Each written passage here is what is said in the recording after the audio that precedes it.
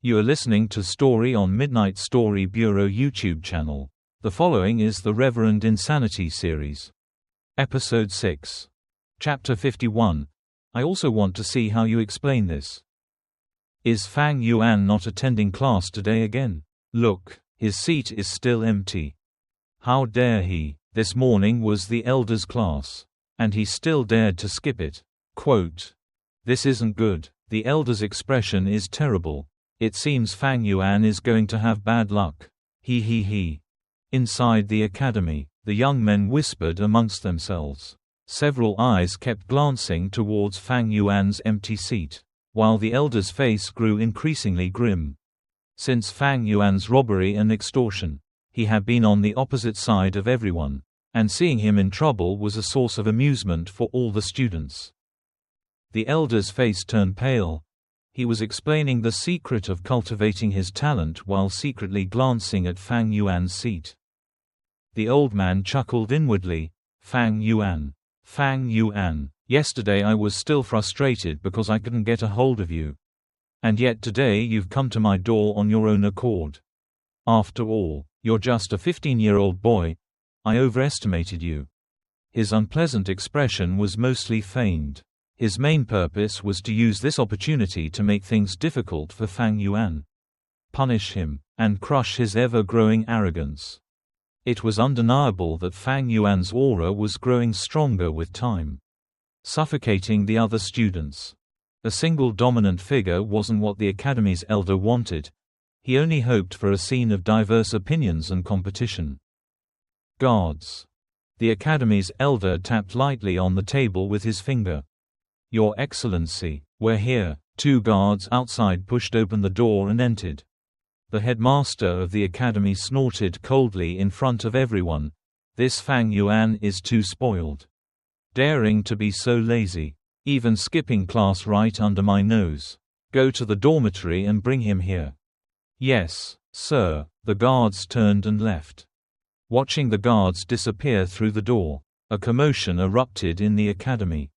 The students whispered amongst themselves. "This time Fang Yuan is unlucky." Some had bright eyes. There'll be some fun to watch later." Others laughed gleefully. "Brother, you're too arrogant. Are you challenging the authority of the headmaster? Whatever punishment you receive, it's your own doing." Gu Yue Fang Zheng looked at the seat, sighing inwardly. Bang, bang, bang. The headmaster slammed his hand on the table 3 times. His face cold. Silence. No more noise in the academy. His appearance at that moment was like a volcano about to erupt, making people fearful at first glance. Immediately, the students were all terrified. Their mouths shut, and they hurriedly sat up straight. But they only showed it outwardly. Their attention was already completely captivated by what was happening. The class continued, but the teenagers seemed unfocused. Some students sitting by the window occasionally glanced outside. Time passed, and after a while, a series of footsteps suddenly sounded from outside the door. All the students immediately perked up their ears, dozens of pairs of eyes shining brightly. "They've arrived." The headmaster also heard the footsteps, and he couldn't help but narrow his eyes slightly. He had already figured out how to punish Fang Yuan, make him stand outside the corridor for 3 hours. Although the punishment wasn't severe, it would be very humiliating. After class, the students would come and go, constantly passing by, and would see Fang Yuan standing there as punishment. This would first shatter Fang Yuan's terrifying image, making the other students realize that Fang Yuan was nothing special after all. Afterward, the threat Fang Yuan posed to them would be greatly reduced, their courage would increase, and their fighting spirit would be stimulated. Above all, Fang Yuan's punishment came from the academy. This would implicitly make other students fear the academy more. Only fear would lead to obedience. Therefore, don't think this method is simple. It actually carries a profound meaning. The sound of footsteps grew closer and closer, and finally, the person who arrived stopped outside the door. Knock, knock, knock. The sound of knocking echoed. Ha ha, I'll open the door. A student sitting closest to the door volunteered to open it. The academy suddenly fell silent. Countless eyes staring at the door. Creak. The door in the student's hand gently opened a small crack. Sunlight shone through the crack. But at this moment, the student who opened the door trembled violently. Ah! He froze for a moment, then suddenly screamed in terror, leaping backward a long step. He bumped into the desk, losing his balance, and both he and the desk tumbled to the ground. His face was pale, filled with fear, his limbs trembling, devoid of strength. He fell to the ground, frantically trying to get up but falling again. What happened? Everyone immediately frowned in surprise. Many eyes, stimulated by curiosity, turned towards the door. The person outside the door slowly pushed it open. The headmaster unconsciously stopped lecturing. The first thing that caught their eye was an arm propped against the door. The left arm of a young man. An arm covered in blood. A blood-soaked arm. Seeing this bloodied arm, many female students covered their mouths, letting out a barely suppressed scream of fear. The door slowly opened completely. A blinding sunlight streamed in, so bright it was painful, forcing everyone to squint. At this moment, the dazzling sunlight became a backdrop. A deep, dark shadow outlining the figure of a thin young man appearing before everyone's eyes. For some reason, a bad premonition suddenly arose in the hearts of the academy's elders. "It's Fang Yuan," someone cried out in fear. Immediately, everyone adjusted to the light and clearly saw the person who had arrived. Fang Yuan, covered in blood, stood proudly in the doorway, as if he had just survived a fierce battle. He slowly withdrew his left hand, which had been pushing the door, while his right hand clutched the hair of a person, dragging him along. This person's left arm had been severed at the root, lying motionless, blood dripping onto the ground from the wound. He's one of the two guards who went to find Fang Yuan. Someone recognized the person's identity. What exactly happened? Someone panicked. He killed someone again, this time a guard. Someone pointed at Fang Yuan, shouting in fear, as if the louder they shouted, the less fear and terror they felt. In an instant, the entire academy was in chaos. At this moment, the students forgot their discipline. Jumping up from their seats in terror, they stared at Fang Yuan, who stood at the door, their eyes filled with fear and panic. In their imagination, Fang Yuan should have been escorted in by two guards, one on each side. But the reality before them was, Fang Yuan was drenched in fresh blood, his face cold and expressionless, like a demon who had come to the door. One of the guards had disappeared, and the other was motionless. Blood continued to slowly trickle from his body, quickly forming a pool of bright red blood. The pungent smell of blood immediately filled the academy. The academy's elder was stunned. He never expected such a scene. After the initial shock came a burning rage. These two guards were martial artists from a different clan. Their deaths were nothing to the academy's elder. But their status was crucial. They were academy guards, representing the academy's authority, representing the prestige of the academy's elder, that elder himself. Fang Yuan was truly audacious. Killing a mere Gao Wan was one thing, but now, he even dared to kill academy guards. No, it wasn't just audacious, he was openly challenging the academy's authority. The academy elder was furious, pointing at Fang Yuan and shouting, "Fang Yuan, what is this all about? You must explain yourself clearly to me, and ideally give me a reason to spare you. Otherwise, just for the murder of a guard, you will be imprisoned and await judgment under the family law." All the students were silent.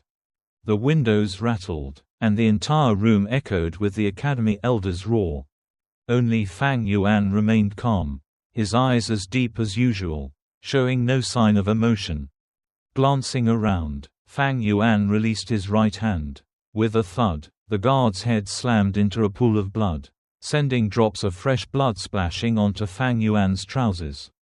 He clasped his hands together in greeting to the Academy Elder, his gentle voice echoing in the quiet academy. "Elder, I do indeed have something to report." "Speak." The Academy Elder crossed his arms, staring directly at Fang Yuan, his gaze icy. But inwardly, he was sneering. "Fang Yuan, you've made another mistake, and it's getting worse and worse. I want to see how you'll explain it." Chapter 52. My explanation. The old man can only accept.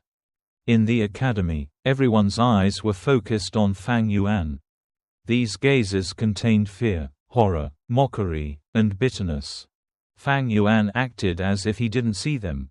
He looked at the academy's elder, pointing a finger at the unconscious guard on the ground, his expression serious. Reporting to the elder, "These two guards are vicious and deserve to be killed. At the critical moment when I was attempting to break through to the mid-stage, they forcibly broke through the door. Everyone knows that a Gu master's cultivation cannot be disturbed, especially when attempting to break through to a higher realm. Even the slightest carelessness can not only fail the breakthrough but also damage the aperture. But the student was lucky. The moment they burst in, I was fortunate enough to have already entered the mid-stage." But, without waiting for anyone to react, Fang Yuan continued, "These two still refuse to admit their mistakes, brazenly attacking me. They even insulted my ancestors, falsely claiming that this harassment of my cultivation was at the behest of the elder. I didn't believe them and resisted fiercely. These two were highly skilled martial artists, and it took a bloody battle for me to defeat them." Quote, "However, considering their status as academy guards, I didn't kill them immediately. One had his arm severed, and the other had his thigh cut. Although they lost a bit of blood, they're not dead yet. That's the situation. Please, Elder, uphold justice for me." After saying this, Fang Yuan bowed to the Academy Elder. His tone was urgent, and he spoke at length, leaving no room for others to interject. Only after he finished speaking did those around him react. "What did Fang Yuan just say? I don't think I heard clearly."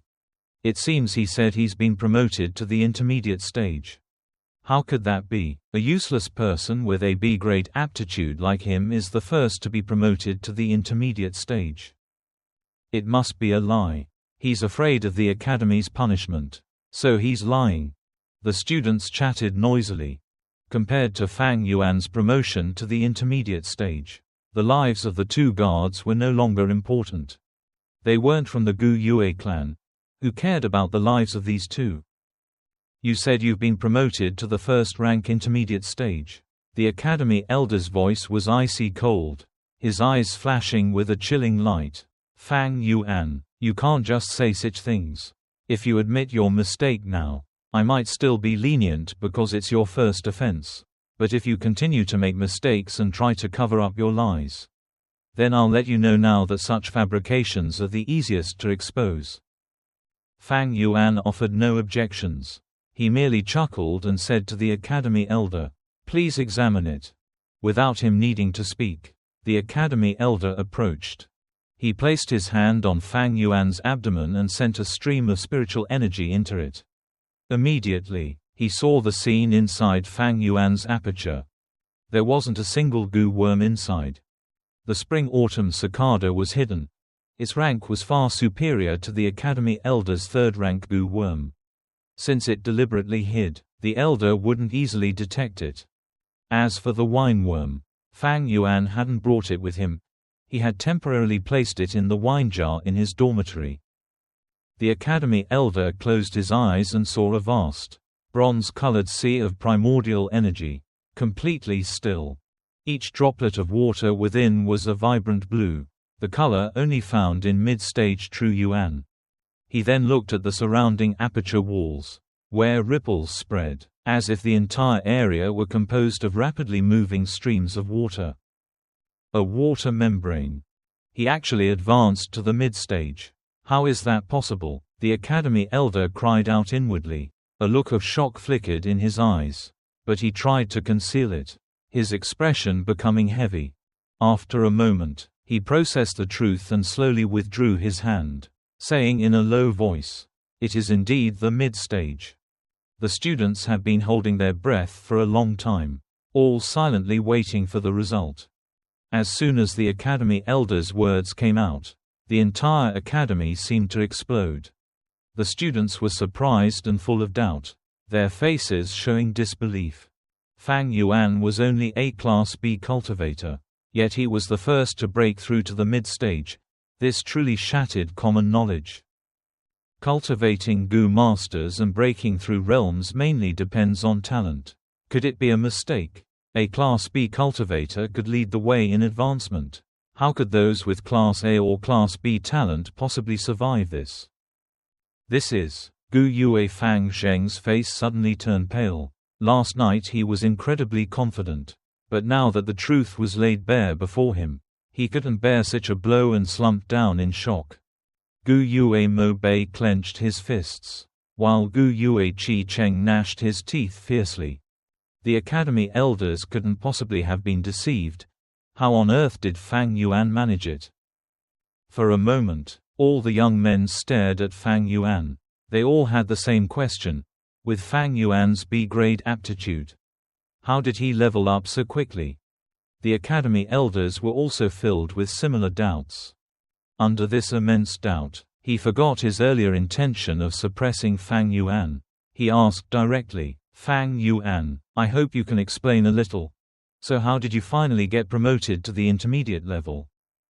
Fang Yuan smiled and said, "The way of heaven rewards diligence. A diligent student who practices hard and accumulates merit over time will naturally find success." The way of heaven rewards diligence. The way of heaven rewards the diligent. You fraud.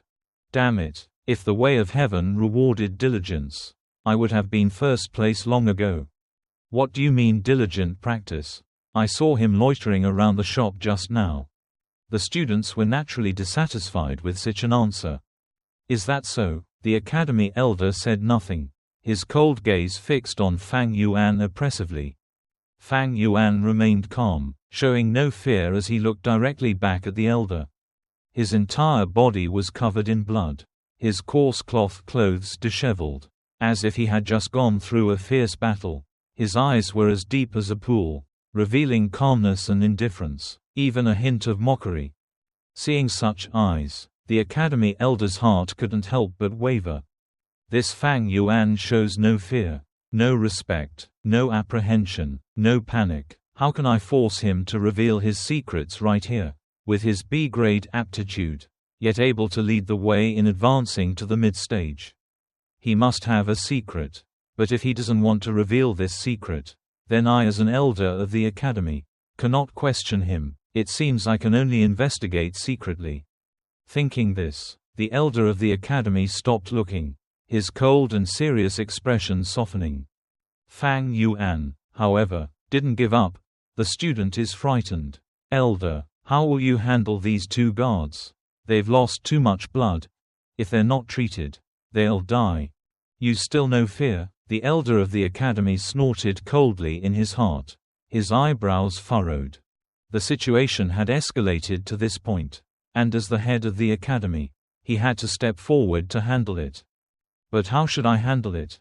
The elder of the Academy felt it was a difficult situation. He couldn't help but ponder. Fang Yuan observed all the changes on the elder's face. He chuckled inwardly, thinking that the elder must be very flustered right now. These two guards were merely servants from a different clan. Their lives worthless. Under normal circumstances, no one would care about them. But the situation was different. These two were sent by the elder himself. If they died, it would be a disgrace to the elder. Therefore, these two guards could not die. The elder would save them. What truly perplexed the elder was how to deal with Fang Yuan. Originally, in his plan, Fang Yuan had skipped class and killed the guards, essentially defying his master and acting arrogantly.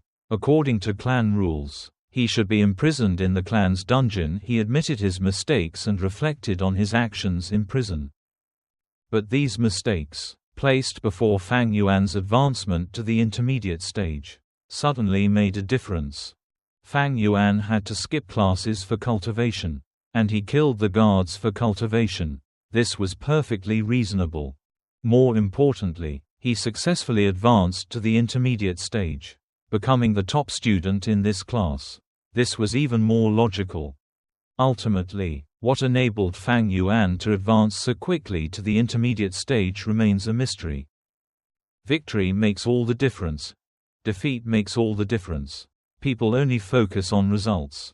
And no one would criticize such an outstanding young man. The academy elders certainly couldn't punish him. What was the purpose of their academy?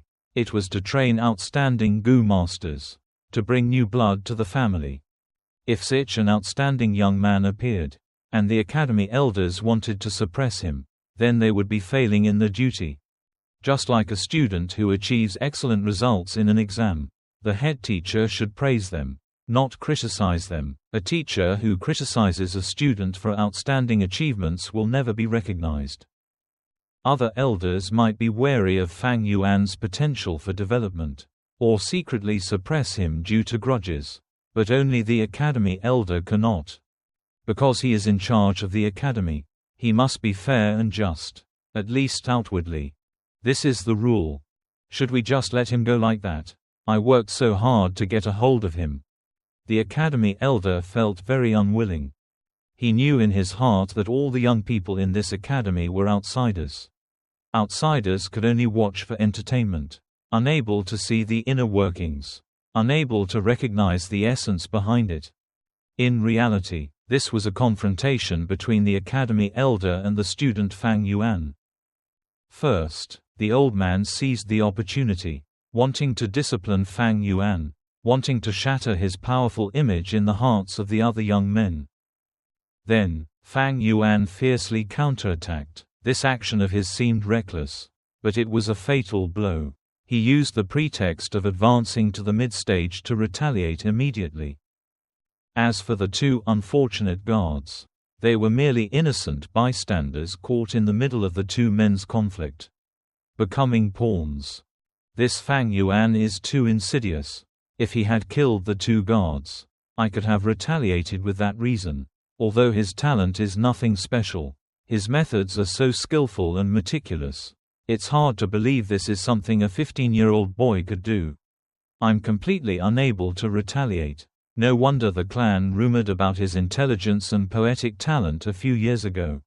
The old man suddenly realized he had lost. The old man's failure stemmed from his position as the head of the academy. This was both his strength and his weakness. His greatest strength was his greatest weakness. Fang Yuan had long since seen through this. The head of the academy was both furious and helpless. He had wanted Fang Yuan to explain, but Fang Yuan's explanation was full of flaws. He hadn't hesitated at all. These guards were all selected by the head of the academy's elders. Their temperament couldn't possibly be so reckless, much less foolish as to insult the ancestors of the ancient Moon Clan. Fang Yuan's words were deliberate, blatant slander, and a false accusation right in front of those who knew the truth. The head of the academy understood this very well, but he understood even more clearly that he couldn't pursue the matter. This was a trap. Once he investigated, and the truth became clear, how would he handle it? If he didn't punish Fang Yuan, the two guards would be unjustly accused. If the clan elders act unfairly, how will they gain the trust of the clan later? If he punishes Fang Yuan, it will be seen as suppressing and envying talent, oppressing a junior member of the clan because of two servants from a different clan. If this gets out, it will cause resentment among the clan members. Therefore, the best approach is to turn a blind eye, dismiss these two guards, and consider them to have committed a grave mistake, while simultaneously praising Fang Yuan. In this way, the clan members will be satisfied, and the guards, who were deceived, will also believe the action was fair. Such a solution is certainly in the best interests of the clan elders. Reason dictates that the clan elders should handle it this way, but emotionally, they cannot overcome this dilemma. This Fang Yuan is truly despicable. This time, The Academy Elder not only failed to stop Fang Yuan's fame but also became a stepping stone for him. Losing face in front of everyone. Fang Yuan showed no respect for him, daring to target him like this.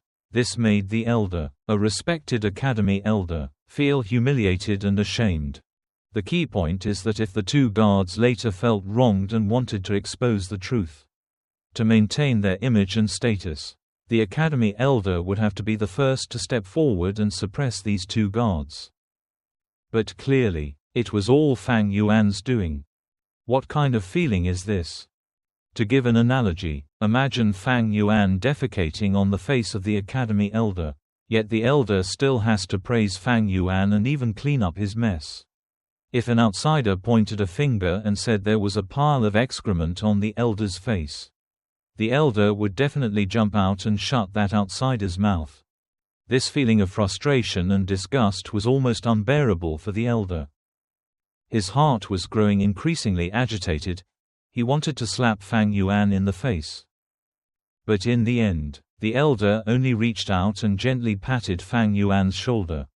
"Good boy," the Elder, with a gloomy expression, squeezed out these words from between his teeth. "It's also thanks to the Academy's training," Fang Yuan said indifferently. The Elder's eyelids twitched immediately. This is Fang Yuan's wordplay to tease the Elder. It can be interpreted as either thanks to the Academy's training or thanks to skipping classes. Chapter 53. Appointing Fang Yuan as class leader. Everything was within Fang Yuan's calculations. After this incident, the clan elders ordered the Gu masters to treat and save the two guards. The two guards survived but were severely injured and crippled, and both were expelled from the clan elders. Fang Yuan received no punishment, on the contrary, he was praised. This outcome further intimidated the other young men. But the matter didn't end there. As time passed, the storm spread throughout the clan. Fang Yuan, using his B-grade aptitude, led the way in advancing to the mid-stage, becoming a hot topic of gossip within the clan. During their free time, many discussed it. After the initial astonishment, people began speculating about how Fang Yuan managed to advance. Actually, using B-grade aptitude to surpass A-grade and B-grade aptitudes and lead the way in advancing to the mid-stage isn't anything strange. That's right, there are many methods in this world that can achieve this. For example, the ancient relic. The function of this type of Gu is to elevate the aperture walls, helping to improve cultivation. Advancing a small realm is as easy as eating a meal. For a period of time, many theories and answers caused a commotion everywhere. Things like the wineworm, different kinds of true essence, etc., were also mentioned by many people. If Fang Yuan had directly admitted the existence of the wineworm, there wouldn't have been such a commotion, but he was being secretive, inadvertently arousing everyone's curiosity. On the surface, the ancient Moon Mountain village was calm, but in reality, undercurrents were beginning to stir. Countless eyes stared at the academy, waiting for an explanation from the academy elders. As academy elders, it would be a great disservice if they didn't even know how their own students were advancing. Therefore, the academy elders absolutely had to provide an explanation. Days passed. The second young man to break through the initial stage and successfully advance to the middle stage appeared. That was Gu Yue Mo Bei. Shortly after, just 3 hours later, Gu Yue Fang Zheng also successfully advanced. He was still delayed by a lack of spirit stones. And of course, the impact of Fang Yuan's actions also played a role. The third was Gu Yue Qi Cheng. Even though he had Gu Yue Qi Lian to infuse his true essence himself, this method was not very efficient, only able to be performed once every 3 days, and extremely dangerous. However, the fact that he could secure third place with his B-grade aptitude was already a success.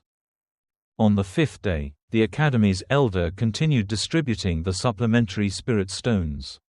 Gu Yue Fang Yuan, the elder, stood at the front, calling out Fang Yuan's name first. Fang Yuan stood up and walked forward, his face calm.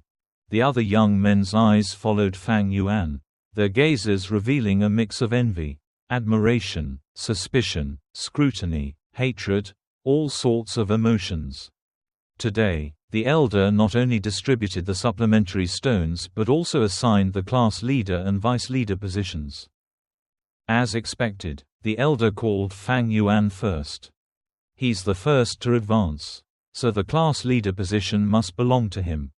It's hard to imagine this outcome.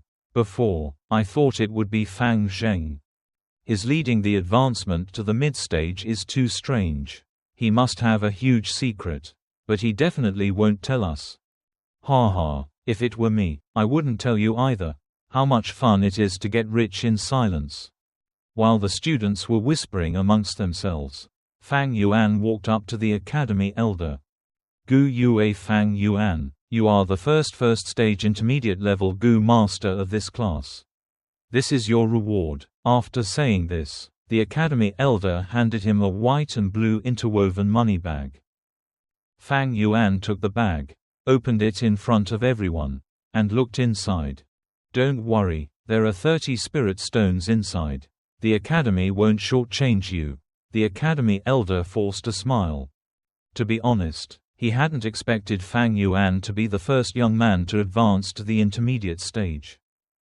Fang Yuan, however, didn't heed the academy elder's words. He rarely trusted others. He always trusted himself the most. He carefully checked the bag, confirming that there were indeed 30 spirit stones, not a single one missing, before tucking it into his chest. Seeing Fang Yuan's expression, the academy elder thought he was short of money, and his smile widened. That's right, he only has a B-grade aptitude, and breaking through to the mid-stage will inevitably consume more spirit stones. He has no one to help him. So he's definitely short of spirit stones. As long as he has a need for spirit stones, we don't have to worry about him getting away. As long as he enters the family system, the secret he's so determined to hide, even if we can't uncover it now, will eventually come out. The elder of the academy was extremely confident about this. In fact, from that day on, he had secretly sent people to investigate Fang Yuan. Almost every day, the investigation yielded new progress. But obviously, these people haven't yet investigated how many hundreds of primeval stones Fang Yuan has in his possession. Which is actually more than enough. The academy elder continued, Fang Yuan, you are the first to enter the first stage of the intermediate level. According to the academy's regulations, you will not only receive a reward of 30 primeval stones but also have priority in choosing the second Gu worm. Now, I appoint you as class leader. Finally, Fang Yuan has been appointed class leader. As soon as the words were spoken, some students immediately sighed. Damn it, Gu Yue Mo Bei gritted his teeth. Extremely unwilling. HMPH, Gu Yue Chi Cheng crossed his arms, looking indifferent. The biggest blow was Fang Yuan's younger brother, Gu Yue Fang Zheng. His face was pale, his eyes were hazy, and dark clouds seemed to gather in his heart.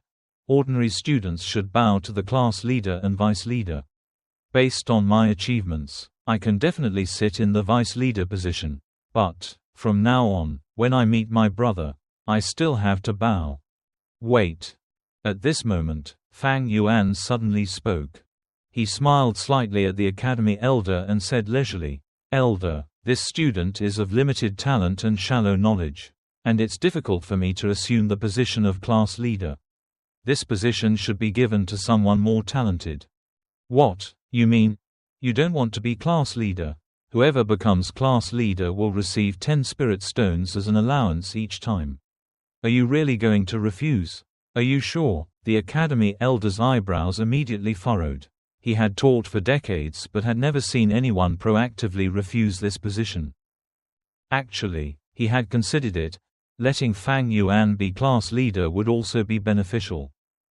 Once he became class leader, he would be placed within the family system. Thus, Fang Yuan would receive special treatment, and he would certainly have to fulfill his obligations. Whatever the specific obligations of a class leader, at least he would have to stop robbing and extorting his classmates. That was absolutely not something a class leader could do. This was similar to the previous time. Even though Fang Yuan had slapped the academy elder in the face, he still had to praise Fang Yuan for his cultivation achievements. He was concerned for the well-being of all the students. Once Fang Yuan became class leader, he wouldn't be able to bully his classmates anymore. This could alleviate some of the pressure on the other students from Fang Yuan's heavy oppression. Then, he could capitalize on that trend to create a scene of competing schools of thought. As long as he could cultivate promising talents like Fang Zheng, Mo Bei, and Qi Cheng, sacrificing a small class leader position was nothing. The academy elder's intentions were clever, but the reality was worlds apart from his predictions. Fang Yuan refused. He actually refused. Although the position of class leader was small, in the hearts of these enthusiastic young people, it represented the greatest glory. Not only was it an honor, but the person who became class leader would also receive a stipend of 10 spirit stones each time. Such an attractive offer had never been resisted by any young person. But Fang Yuan refused. Fang Yuan stunned the academy elder, who then retorted, "Does the academy stipulate that only those ranked first can be class leader? Is it impossible to refuse the position of class leader?" The academy elder's face darkened. "Of course there's no such unreasonable rule." Fang Yuan laughed heartily. "Thank you, elder, for your understanding." After saying that, he clasped his hands together and went down, returning to his seat. The students immediately became agitated. In an instant, the academy erupted in commotion. Fang Yuan refused. Is he crazy? Is he out of his mind? I don't know what's wrong with him. He'll regret this later. ... Fang Yuan gave up the opportunity to become class president. In other words, I'm the class president now. The joy came too quickly. Gu Yue Mo Bei, who ranked second in academics, was a little slow to react. Gu Yue Qi Cheng wore an incredulous expression. He really couldn't understand why someone would voluntarily give up the class president position. It was too foolish. "Brother," Gu Yue Fang Zheng's eyes widened, staring blankly as Fang Yuan walked step by step to his seat. Based on Fang Zheng's academic performance, he should have secured the position of class vice president. But when Fang Yuan voluntarily gave up the class president position, Fang Zheng suddenly felt that his position as class vice president was so bland and meaningless. The old man's face turned pale. This time it was truly pale. The last time Fang Yuan skipped class, the old man's face was also very unpleasant. But that was just a facade. His mood now was terrible, even worse than before. Fang Yuan's refusal of the class leader position was a rejection of the family system. The elder of the academy, who had been in charge for over 10 years, had never seen a student like him before. He could refuse such a great temptation. The elder had originally intended to use Fang Yuan's own tactics against him. But since Fang Yuan didn't fall for it, the elder of the academy couldn't do anything. The distribution of allowances was completed. In the end, Gu Yue Mo Bei secured the class leader position with his second-place ranking. A truly unprecedented achievement. Fang Zheng and Qi Cheng were both appointed as class vice presidents. The class leader's allowance was 10 spirit stones, while the vice president's allowance was increased to 5. Some students from less fortunate backgrounds were so envious of the allowances these three received that they were practically drooling. Chapter 54. I'm the class president. The red sun gradually sank behind the western mountains. Its light wasn't dazzlingly bright, but possessed a serene beauty. The sky there was also tinged with a reddish hue, the twilight stretching endlessly like a concubine receiving a reward, joyfully surrounding her emperor, wanting to fall into a deep sleep together. The entire Qingmao mountain was enveloped in a hazy red, like the color of a rose. Each stilt house was draped in a shimmering golden silk veil. The trees planted around the school seemed to have been lightly brushed with oil. A gentle breeze blew, and the students, carrying their newly distributed spirit stone allowances, left the classrooms, each one joyful and excited. I don't know what Fang Yuan was thinking, giving up the class leader position. Ha ha ha, he's gone mad, probably thinking about killing people all day. Let's ignore this kind of crazy person. Speaking of which, I remember that day he barged into the school and really scared me to death. It was terrifying. After I got home, I had nightmares all night. The students walked back in small groups. Hello, class president. Hello, class president. Gu Yue Mo Bei swaggered along. Wherever he went, the students bowed to him. His face couldn't hide his excitement and infatuation. This was the allure of power. Even a slight difference in treatment could make people feel valued. At this moment, the sun was setting in the west, the twilight like blood. Mo Bei looked at the scene and happily thought, why didn't I feel this way before? This reddish-pink sunset is really lovely. HMPH, just a class president and already so arrogant. What's so special about him? Gu Yue Chi Cheng deliberately walked behind because he didn't want to bow to Gu Yue Mo Bei. I really don't understand what Fang Yuan is thinking, refusing to be class leader. But luckily, that's the case. Otherwise, how could someone ranked 4th like me possibly become class vice leader? Gu Yue Chi Cheng felt both confused and fortunate. Hello, class vice leader. At this moment, an ordinary student passing by immediately bowed low to greet him. Hello to you too. Gu Yue Chi Cheng nodded, his face beaming with a smile. After the student passed, he naturally thought, the taste of being class vice leader isn't bad. Maybe being class leader would be even better. How wonderful it would be if I wasn't class vice leader but class leader. Chi Cheng, who had just felt lucky, now became greedy, coveting the position of class leader. Under the family system, the power of each level is higher than the next. Although I only have the talent of the B grade, I believe that things will get better and better. Gu Yue Chi Cheng's heart was filled with hope for the future. At this moment, Gu Yue Fang Zheng, also a class representative, was in a terrible mood, his expression extremely unpleasant. Brother, he choked, staring intently at the school gate, where a solitary figure stood blocking the way. The old rules, 1 elemental stone each. Fang Yuan stood with his arms crossed, his voice calm.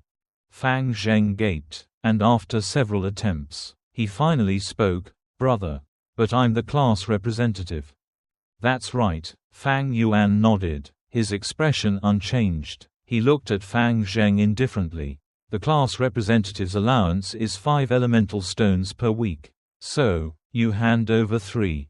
Fang Zheng was stunned, speechless with surprise.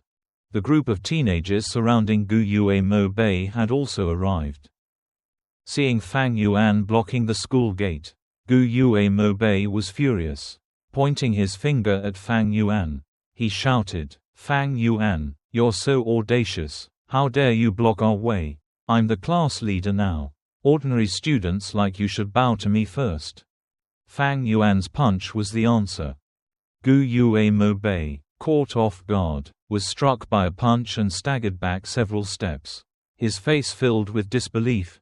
You hit me. You dare hit me? I'm the class leader. Fang Yuan's punch was the answer again. Thump, thump, thump. After several blows, Gu Yue Mo Bei was knocked to the ground, unconscious. The surrounding teenagers stared in astonishment, unsure how to react. Everything was so different from what they had imagined. The guards at the gate, witnessing the scene unfold before their eyes, began to murmur amongst themselves. Fang Yuan beat up the newly appointed class leader. What do we do now? Let it cool down. What does that mean? Just stand and watch, then call others to clean up the mess. But HMPH, what kind of person is Fang Yuan that you want to mess with him? Just think about what happened to you two, Wang Da and Wu Er. The guard who asked the question was startled and said nothing more. The two gate guards tried to stand straight. They ignored the robbery happening right next to them, as if they were blind and deaf, seeing and hearing nothing. Fang Yuan finished teaching Gu Yue Mo Bei a lesson, then taught Fang Zheng and Qi Cheng a lesson. At this moment, the other teenagers realized that nothing had changed. Fang Yuan is still Fang Yuan, and the looting will still come on schedule. Each person gets 1 spirit stone, the vice president gets 3, and the class president gets 8. Fang Yuan announced the new rules. The teenagers sighed and obediently took out their spirit stones. As they walked out of the school gate, someone suddenly slapped their forehead and exclaimed, "I've figured it out. No wonder Fang Yuan doesn't care about the class president position. He wants to continue extorting us." That's right, every time he extorts us, he gets 59 spirit stones. And now it's increased to 68. If he were the class president, he'd only get 10 at most. Many others suddenly realized. Too insidious, too cunning, too cruel. Someone slapped their thigh in indignant anger. Alas, if it continues like this, the class president and vice president won't have any more than the others. They'll still get robbed as usual, and they'll only have 2 spirit stones left, just like us. Someone suddenly said these words, and the teenagers fell silent.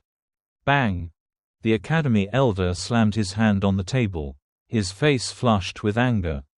This Fang Yuan is outrageous. What does he want? He even dared to steal. He stole 8 spirit stones from the class leader and 3 spirit stones from the vice leader.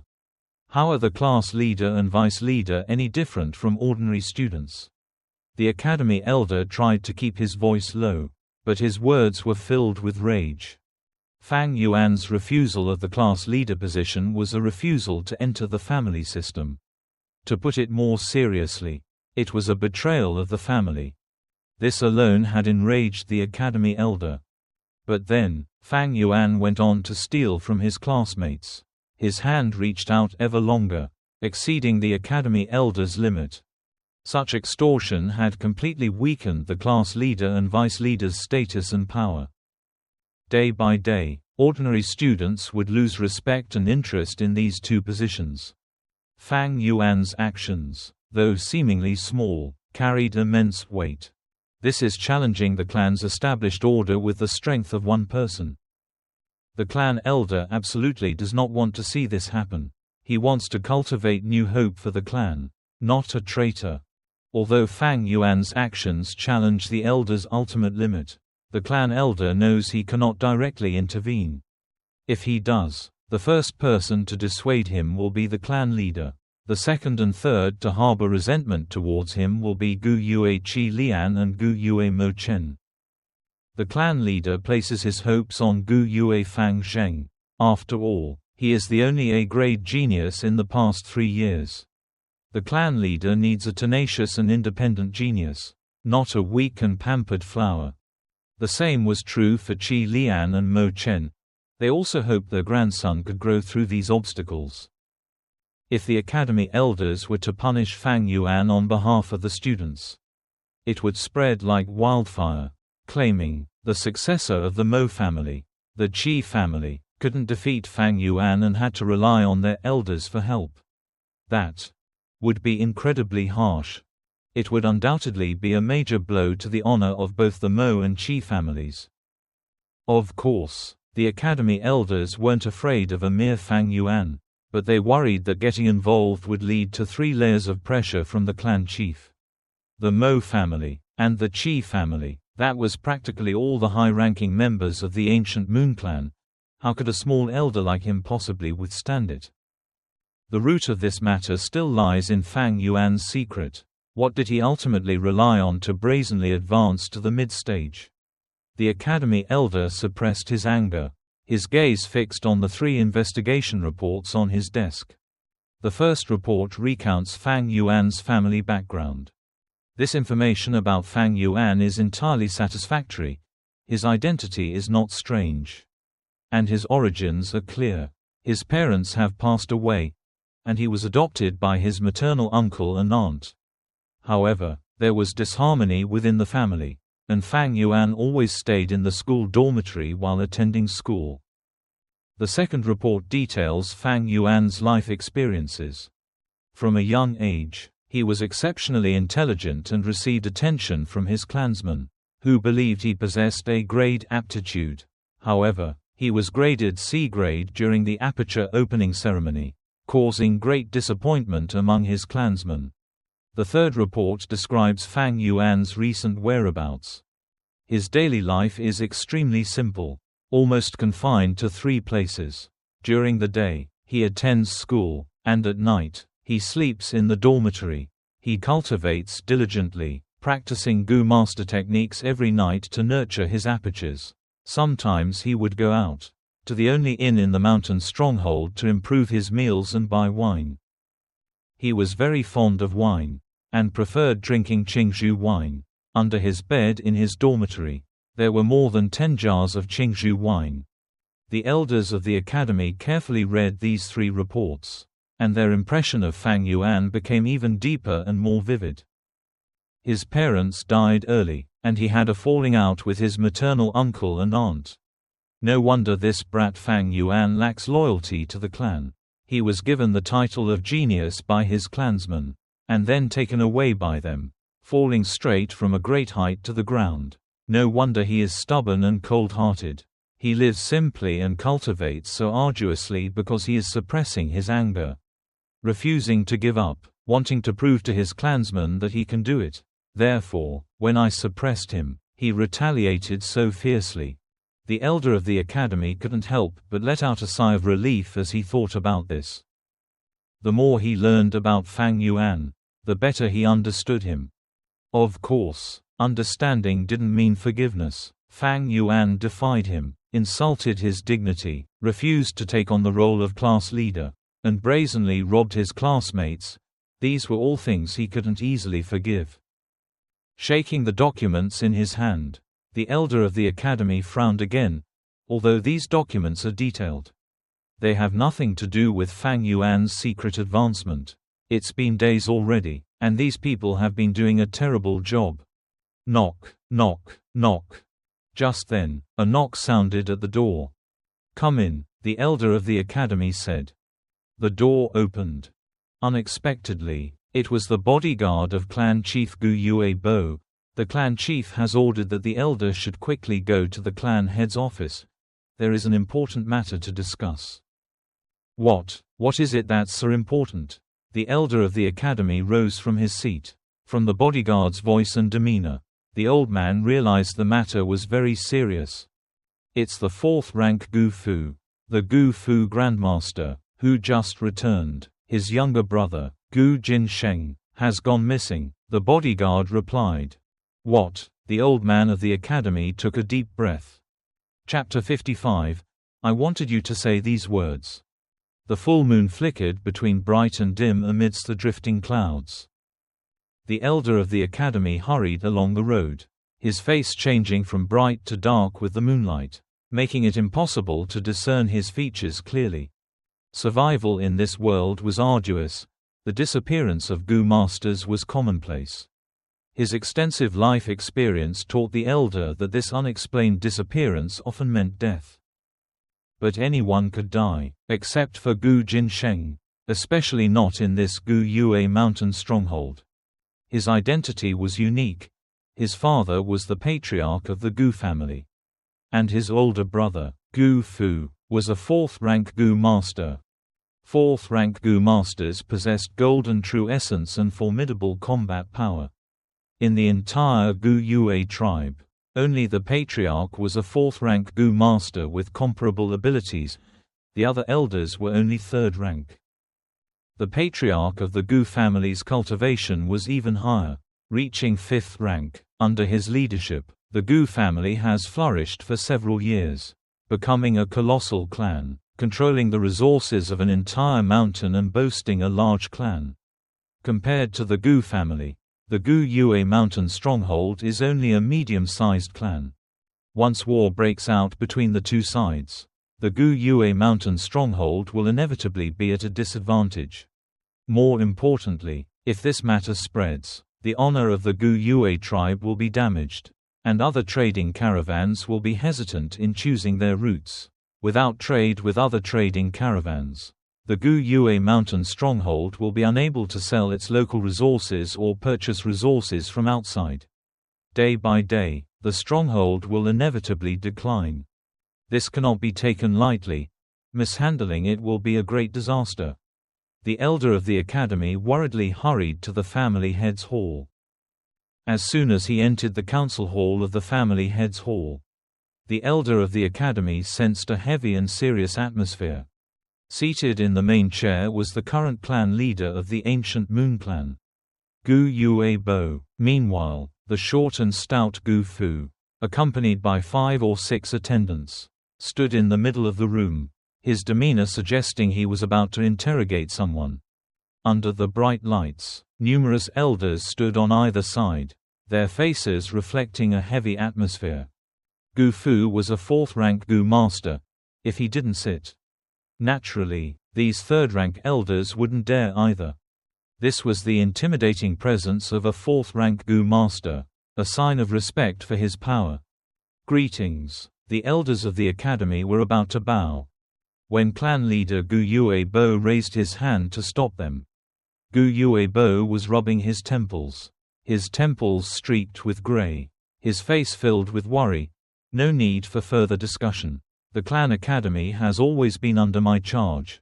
I ask you, where is Gu Yue Fang Yuan? The clan elder was inwardly shocked, wondering why this matter was related to that young man Fang Yuan. But outwardly, he respectfully replied, he's probably cultivating in his dormitory at this time.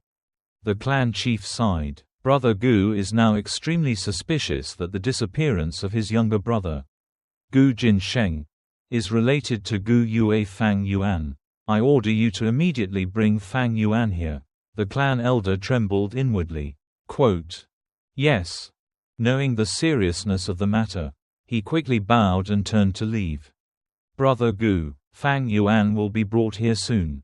Please sit down. Gu Yue Bo pointed to the seat beside him and said to Gu Fu. Gu Fu forced a smile, clasped his hands in respect to Gu Yue Bo, and said, please forgive me, Brother Gu Yue. At this moment, I am truly anxious. I haven't seen my younger brother for several days, and I fear he is in grave danger. I truly cannot sit still. Often, some things are only clearly seen after they're gone. Only recently did Gu Fu understand why his father wanted him to lead a trading caravan alongside Gu Jinsheng. It was to test his character, to see if he could simultaneously suppress his younger brother Gu Jinsheng while also prioritizing familial affection and care for him. If Gu Jinsheng were to die today, how would his father view him? Upon realizing this, he immediately launched an investigation into the trading caravan. Soon after, he focused his attention on Gu Yue mountain village. Almost without stopping, he rode back. His presence in the council hall today, rather than seated, was intended to create a situation where he would force others to comply, projecting an image of rebellion and seeking retribution. This was to put pressure on the Gu Yue tribe, and also a way to explain himself to his father upon his return to the Gu family. Reporting to the clan leader, Fang Yuan has been brought here. Not long after, the elders of the academy brought Fang Yuan to the main hall. Gu Yue Fang Yuan greets the clan leader, greets Lord Gu Fu, and greets all the elders. Fang Yuan said indifferently, and also bowed respectfully. Is it him? Gu Fu coldly observed Fang Yuan, and at the same time asked a female Gu master standing beside him. This female Gu master was the same one from the stone gambling arena where Fang Yuan had previously bought the purple stone. It is him, absolutely no mistake. The female Gu master's eyes shone brightly as she looked at Fang Yuan, and she said with certainty. Gu Fu nodded, and in an instant, his eyes were like 2 fierce swords pointed at Fang Yuan. However, he did not directly question him. This was Gu Yue mountain village. He absolutely had to give the ancient Moon clan chief some face. Therefore, he looked towards the clan chief sitting there. Clan Chief Gu Yue's expression was extremely serious.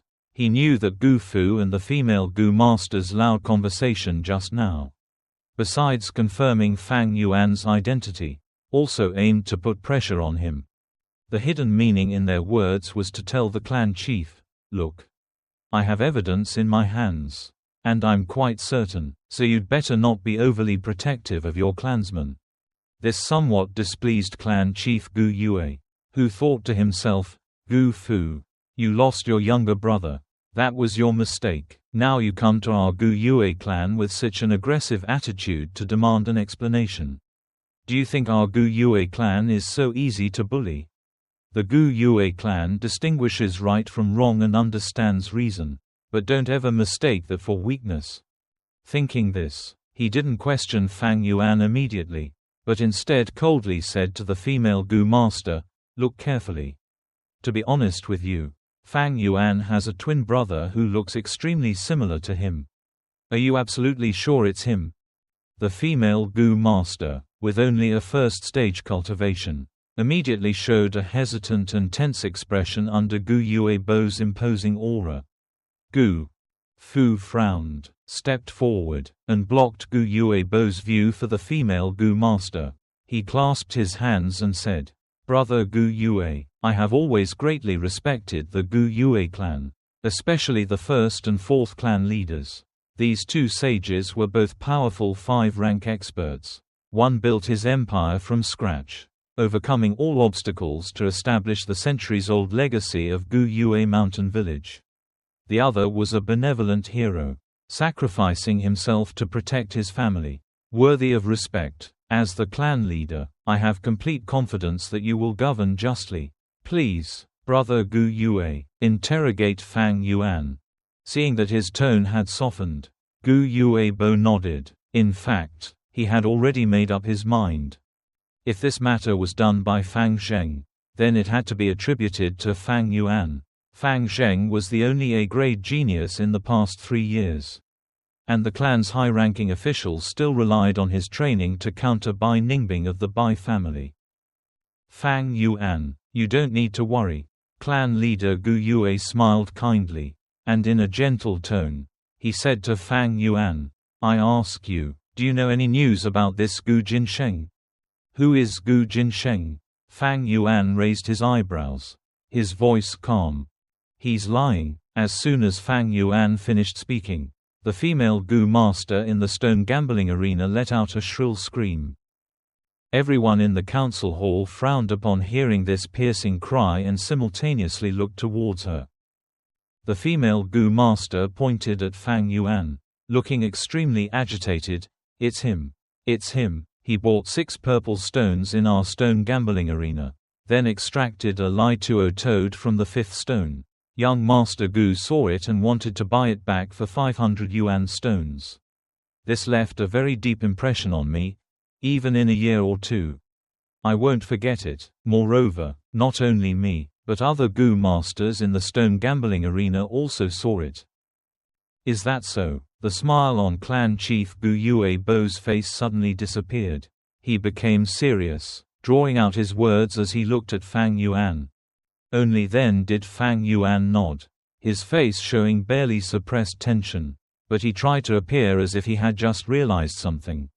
He said, "So it was him. All right, if he is Gu Jinsheng, then I do know him. But I haven't seen him since that stone gambling arena." "He's lying again." This time it wasn't the female Gu master, but a male Gu master who suddenly cried out. Fang Yuan focused his gaze on him. Then, seemingly recognizing who he was, Fang Yuan's expression suddenly changed to one of astonishment, which he quickly tried to conceal. These changes in his expression were noticed by everyone. They all immediately fell silent. "Distinguished elders, I work at the tavern." The male Gu master bowed to everyone, then suddenly pointed his finger directly at Fang Yuan. "That night, right here in the tavern, I clearly saw him sitting with young Master Gu Jinsheng, and the two of them talked for quite a while." As soon as these words were spoken, hushed whispers arose in the hall. The elders of the academy stared at Fang Yuan with icy eyes. Meanwhile, Clan Chief Gu Yuebo leaned back slightly, slowly resting against his chair.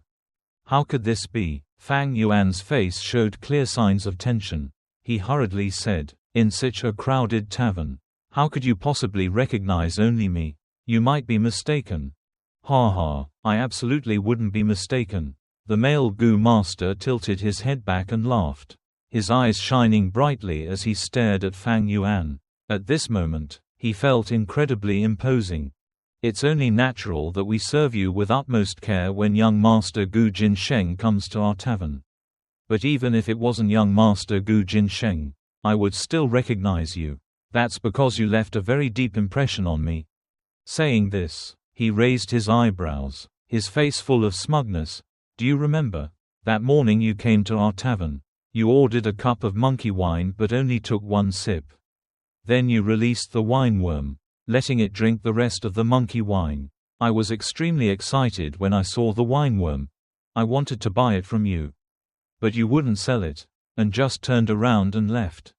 "Very well, that's exactly what I wanted you to say." Fang Yuan chuckled coldly inwardly, but his face showed a look of fear, and he involuntarily took a step back. "Wine worm." The academy elder standing behind Fang Yuan's back immediately brightened.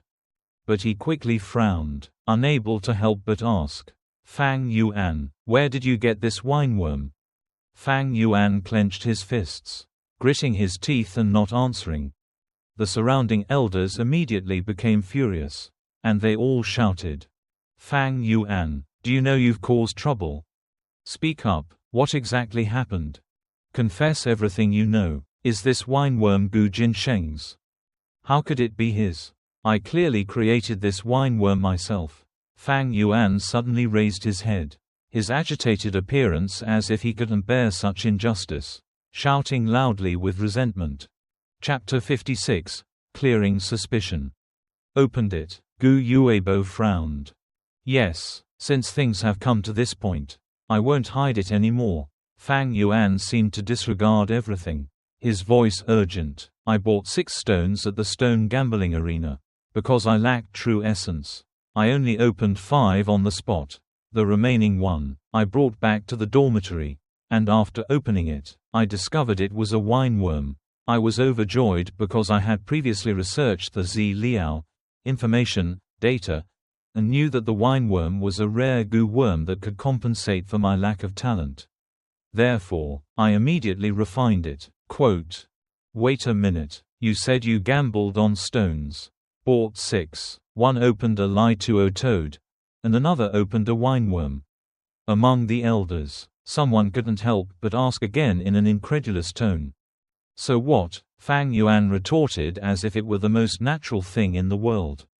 Then pointed at the female Gu master and loudly declared, "She can testify for me." Everyone was stunned and simultaneously looked towards the female Gu master. Feeling the pressure from these gazes, she dared not lie and simply stated, "It's true. Fang Yuan bought 6 Gu stones. And then the 5th one opened up a Lai Tuo Ha Mo. The 6th one was also taken by him. But I don't know what it opened up." Quote, "Buying 6 stones and consecutively opening up 2 Gu worms. Is that really such incredible luck?" Many elders muttered. "What's so hard to understand? It's luck. You can't predict it. He. I remember back then when I was gambling on stones." "Wait a minute. Gu worms are difficult to refine. How come Fang Yuan said he refined them in a flash?" An elder said doubtfully. "Is the old man senile? Doesn't he know that the Gu worms extracted from the stone are all extremely weak? On the verge of death? Even transcending the level of refinement is possible. What's so special about him refining the wine worm?" Someone immediately retorted. Fang Yuan continued, "After refining the wine worm, the next day I went to a shop, specifically to a tavern at noon, and bought a cup of monkey wine. That evening, I happened to witness a fraudulent dispute. Gu Jinsheng was faking a fat worm as a black silkworm Gu and selling it to a Gu master in our clan. Then, Lord Gu Fu appeared and resolved the dispute. I went to the tavern again, and unexpectedly ran into Gu Jinsheng, who was drowning his sorrows there. I had just acquired the wineworm, and I was overjoyed. So I wanted to ask how much it could be sold for in spirit stones. However, when Gu Jinsheng learned of my wineworm, he tried to force me to buy it. Of course, I didn't want to sell the wineworm, I only wanted to determine its value. If I wanted to sell it, I would have to wait until I reached the second stage. So I left immediately. Fang Yuan's story revealed the conflict between Gu Fu and Gu Jinsheng. This caused the elders' gazes towards Gu Fu to become somewhat more intense. Under the pressure of these gazes, Gu Fu cleared his throat, a sharp glint flashing in his eyes. He asked Fang Yuan, "Did my younger brother, Gu Jinsheng, chase after you afterward?" Fang Yuan nodded, half truthfully, half falsely, saying, "He not only chased after me, but also offered 50 more primeval stones. But I absolutely refused to sell them. He was furious, saying that the Gu Yue clan was nothing, and told me to be careful in the future. After saying those harsh words, he left immediately, and I haven't seen him since." Gu Fu nodded inwardly, based on his understanding of Gu Jinsheng's temperament. He knew that Gu Jinsheng would definitely chase after him. Intimidation was Gu Jinsheng's consistent style. If Fang Yuan said that Gu Jinsheng didn't chase after him, he would suspect it was a lie. But since Fang Yuan had already said so, Gu Fu was somewhat confused. His investigation only went this far. Did Gu Jinsheng really stop looking for Fang Yuan? Or did Gu Jinsheng later find Fang Yuan, and they couldn't reach an agreement, resulting in Fang Yuan killing him? All of these possibilities were entirely plausible. "Tell me, did you kill Gu Jinsheng?" Thinking this, Gu Fu aggressively pressed the question, intending to use his imposing presence to intimidate Fang Yuan. Fang Yuan vehemently denied it, insisting he had never seen Gu Jinsheng again. Gu Fu lacked further evidence. He was caught between questioning and denial. The situation had reached a stalemate. Gu Yuebo listened, his expression showing displeasure. Gu Jinsheng dared to threaten the Gu Yue tribe right here on King Mao Mountain. This clearly showed he didn't care about the Gu Yue tribe at all. Now Gu Fu is even resorting to coercive questioning right in front of the high-ranking members of the Gu Yue clan. If there were concrete evidence, it would be fine, but now there's absolutely no crucial evidence. If this gets out, where will he put his face? "Brother Gu, I'm not being nosy," the clan leader interrupted Gu Fu's coercive questioning. "Gu Jinsheng has been missing for so many days. I'm afraid things are more bad than good. The murderer of this bloody crime must have left some clues behind. I wonder if you've investigated anything else." Gu Fu glared fiercely at Fang Yuan, then tilted his head back and sighed. "Brother, how could I not have known? If there had been any clues, my men wouldn't have come to confront you. The culprit is clearly someone accustomed to doing evil, with insidious and meticulous methods. To be honest with you, all clues have been cut off. The day we left, there was heavy rain, so even the smell of blood was washed away." Gu Yuebo chuckled faintly. "Brother Gu, I heard that your Gu family has a type of tracking Gu worm called the Minglu butterfly, which can emit a soul fragrance that clings to other Gu worms. This fragrance is colorless, odorless, and long-lasting. A little bit of this soul fragrance clings to the Gu worms of your Gu family members. By using the Minglu butterfly to follow this fragrance, you can find the Gu worms and thus locate your family members." Gu Fu's face darkened. "I used the Minglu butterfly long ago, but it had absolutely no effect. I'm sure Brother Gu Yue has heard that as soon as a Gu worm dies, the soul fragrance disappears. That murderer clearly killed all the Gu worms on my younger brother." Gu Yuebo immediately changed the subject. "This is very unusual. The murderer killed your younger brother. But firstly, they didn't take his Gu worms. And secondly, they didn't kidnap him for ransom or extort his spirit stones. So what was the murderer's motive for killing a mere first-rank Gu master?" "That's right. What kind of scheme is this? Regardless of whether Gu Jinsheng is dead or alive, the murderer must have a motive. It couldn't be for the goo worms. Nor for the raw materials. Could it be for love? But if it's for love, there must have been a period of accumulation. Gu Fu shouldn't have come knocking on the door like that. Those in the trading caravan who spent their days with Gu Jinsheng are even more suspicious. Aren't they? Suddenly, the entire council hall fell silent.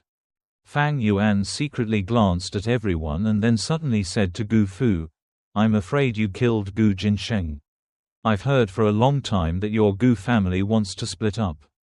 With one brother dead, won't you get a larger share of the family fortune?" "Shut up. Don't criticize Lord Gu Fu without proof," an elder immediately shouted.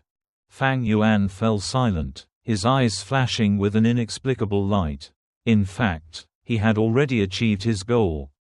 His words were like a small stone dropped into the lake of the elder's thoughts, creating ripples. The elders suddenly began to think along with these ripples. Gu Fu couldn't possibly kill Gu Jinsheng. For him, it would be more of a loss than a gain.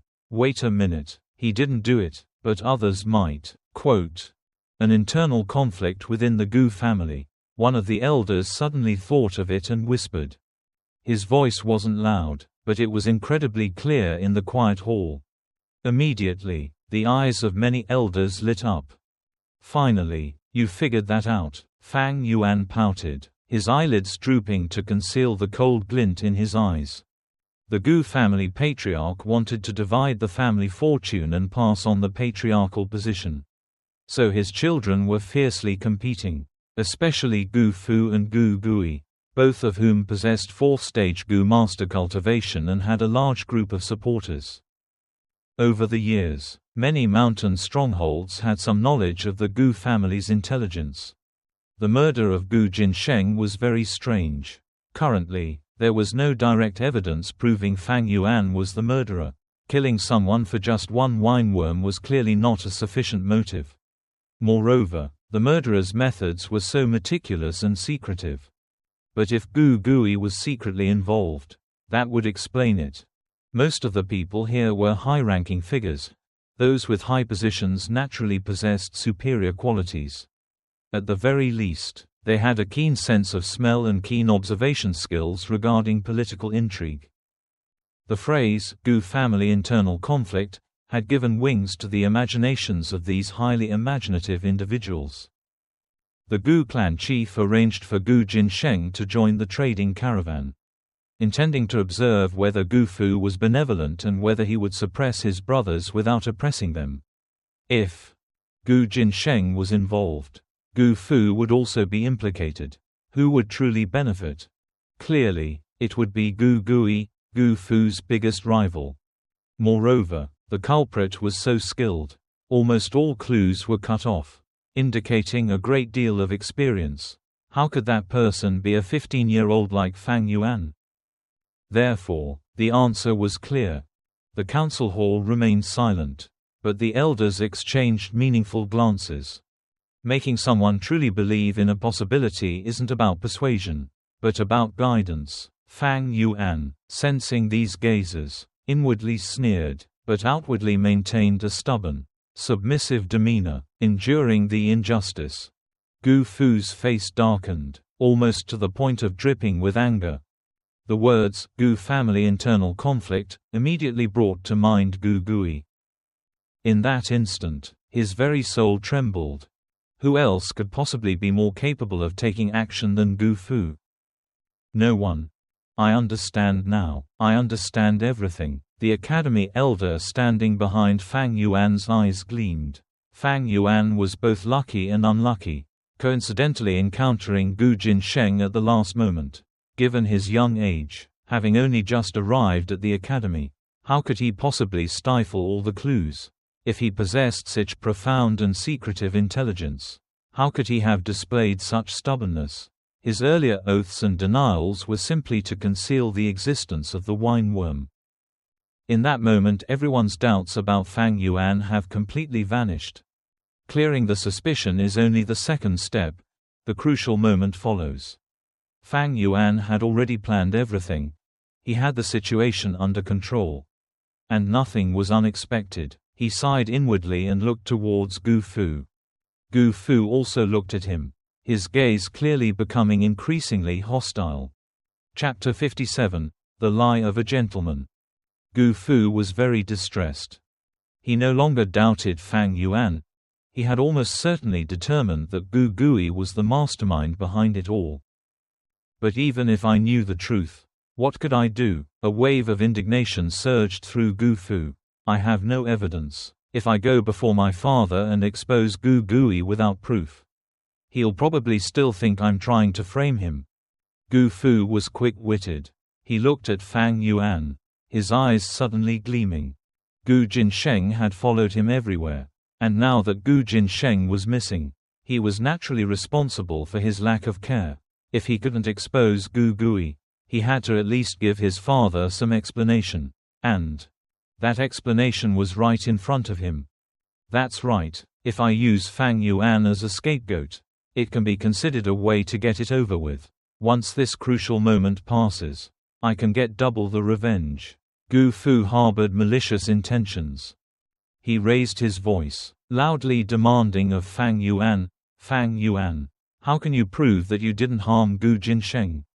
The elders were stunned. This was clearly an internal conflict within their own Gu family. So why were they still clinging to their clansman?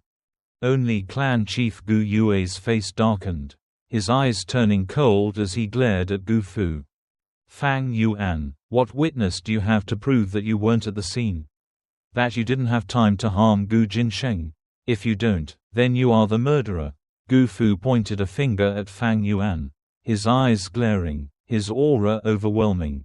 "Gu Fu, are you trying to push Fang Yuan of our clan forward as a scapegoat? How ridiculous." By this time, the elders had also realized their mistake, their faces turning unhappy. Having been infighting for so long, they understood Gu Fu's position and intentions with just a little thought. "Witnesses? Of course there are. I've already made arrangements long ago." Fang Yuan secretly sneered, but outwardly he feigned innocence, opening his mouth to speak but unable to find the words, his expression seemingly genuine. "Don't mention anything else, just tell me whether there are or not." Gu Fu's voice rose again, pressing Fang Yuan. Fang Yuan feigned indignation and resentment, and finally, as if having no other choice, he gritted his teeth and squeezed out two words, "No." "Ha ha, then you are." Gu Fu was about to loudly pronounce judgment when, at that moment, "Wait!" The elder of the academy stepped forward, blocking Fang Yuan's path, his face serious. "Of course he has witnesses. I am his witness." "Elder?" Gu Fu was both surprised and suspicious. "Yes, it was me, facing the fourth-ranked ancient wealth." The voice of the elder of the academy was somewhat weak, but seeing the encouraging gaze of Clan Chief Gu Yuebo, his breathing stabilized. He raised his head. "These past few days, Fang Yuan unexpectedly took the lead in advancing to the mid-stage. So I secretly sent people to investigate. His daily movements were recorded. He had absolutely no time to kill Gu Jinsheng." "Yes, that's right." Fang Yuan hid behind the elder of the academy. No one saw the slight smile on his lips. Gu Fu's face turned pale. He didn't expect the elder of the academy to suddenly vouch for Fang Yuan. More importantly, Clan Chief Gu Yue didn't object. This was very significant. It meant the Gu Yue clan wanted to protect Fang Yuan. "I understand now. I was determined to make Fang Yuan the scapegoat, only thinking of myself and not considering their feelings." "That's right. Fang Yuan will bear the blame. And the Gu Yue tribe will suffer the stigma of plotting against the Gu family members. Later, they will face the Gu family's revenge. Their honor will be damaged. And the trading caravans will be afraid to do business with them. This loss is too great." Thinking of this, Gu Fu felt frustrated, wishing he could slap himself on the back of the head. The Gu Yue high-ranking officials had indeed thought this way. Fang Yuan only had a B-grade talent. If he really killed Gu Jinsheng, handing him over wouldn't be a problem. However, the important thing is that now his suspicions have been cleared. If he is still handed over, wouldn't the Gu Yue tribe suffer unnecessary losses? Knowing that this conflict couldn't be resolved, Gu Fu gritted his teeth and decided to persevere to the end. He opened his mouth and said, "If that's the case, I wouldn't mind using the footprint Gu to test it out. Using this Gu can reveal the most recent 30.00 footprints on the ground." The elder of the academy immediately snorted coldly, showing his displeasure. Gu Fu's words clearly showed he didn't believe him, but he had no reason to stop him, so he had to step aside. "Come here." Fang Yuan smiled faintly, raising his head and walking towards Gu Fu. He was extremely confident. After all, he had long anticipated this factor. For the past few days, he had only been active in the mountain stronghold, completely avoiding the cave in the rocky ravine. Under the watchful eyes of the Gu Yue high-ranking officials, Gu Fu didn't resort to any tricks. The footprint Gu had a very unique shape, resembling a human foot. Its material was like a semi-transparent block of frozen milk, giving a smooth and soft feeling, and its surface glowed with a faint green fluorescent light. Its size wasn't large either, only about the size of a palm. Gu Fu picked it up, his vital energy gushing out and pouring into the ancient treasure. The ancient talisman glowed brighter and brighter, then suddenly exploded with a loud bang, shattering into a cloud of pale green fluorescent powder. The powder swirled around Fang Yuan, then flew out of the council hall. Along the path the powder left behind, a series of footprints appeared on the ground. These footprints emitted a pale green fluorescent light, identical in size to Fang Yuan's own feet. These were the footprints he had left upon entering the council hall. The footprints stretched from the family head's quarters to the academy's dormitory, then circled within the academy grounds. Beyond the academy, they only extended to the inn in the mountain stronghold. The pale green fluorescent powder diminished as it flew away, finally disappearing completely after the 30.00th footprint. The result was clear. Everyone had verified Fang Yuan's innocence, with no suspicious circumstances whatsoever. Gu Fu sighed deeply, then took out another exquisite jade box from his chest. He opened the jade box, inside which lay a piece of jade. This piece of jade was a vibrant, translucent green, and sealed within it an ancient insect. It was a bamboo beetle, its body slender and elongated, its color like jade, its entire form resembling a round bamboo tube. Ordinary bamboo beetles are longer than a hand, but this one was different. It was only the length of a fingernail, and its surface emitted a white light. A jade-like body, a white flower-like form. "This is the bamboo gentleman." At this moment, an elder recognized the ancient insect and exclaimed in astonishment. Meaning, using jade as its body, and a white light to conceal its form. Even the clan chief, Gu Yue Bo, showed surprise. He couldn't help but advise, "Brother Gu, this bamboo gentleman is a fourth-stage ancient insect. Not easy to cultivate. Why waste it here?" Gu Fu shook his head. Looking at Fang Yuan, "This bamboo gentleman Gu was something I obtained by chance during a stone-cutting session in my youth. Only half of the outer stone has been opened.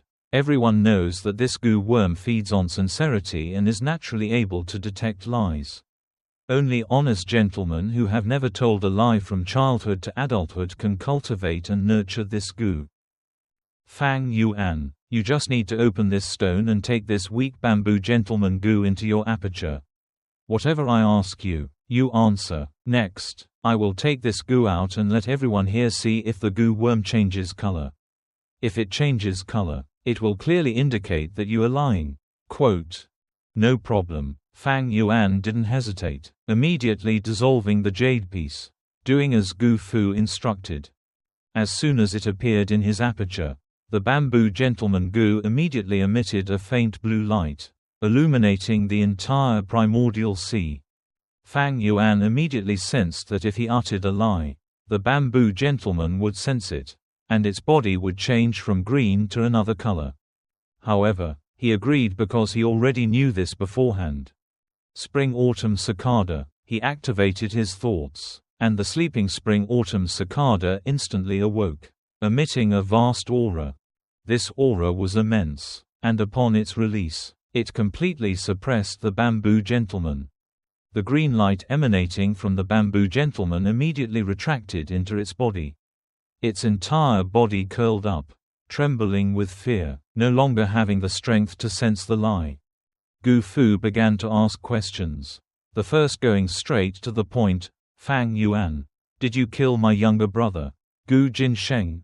No, Fang Yuan answered decisively. Gu Fu then asked, do you know any other information about him?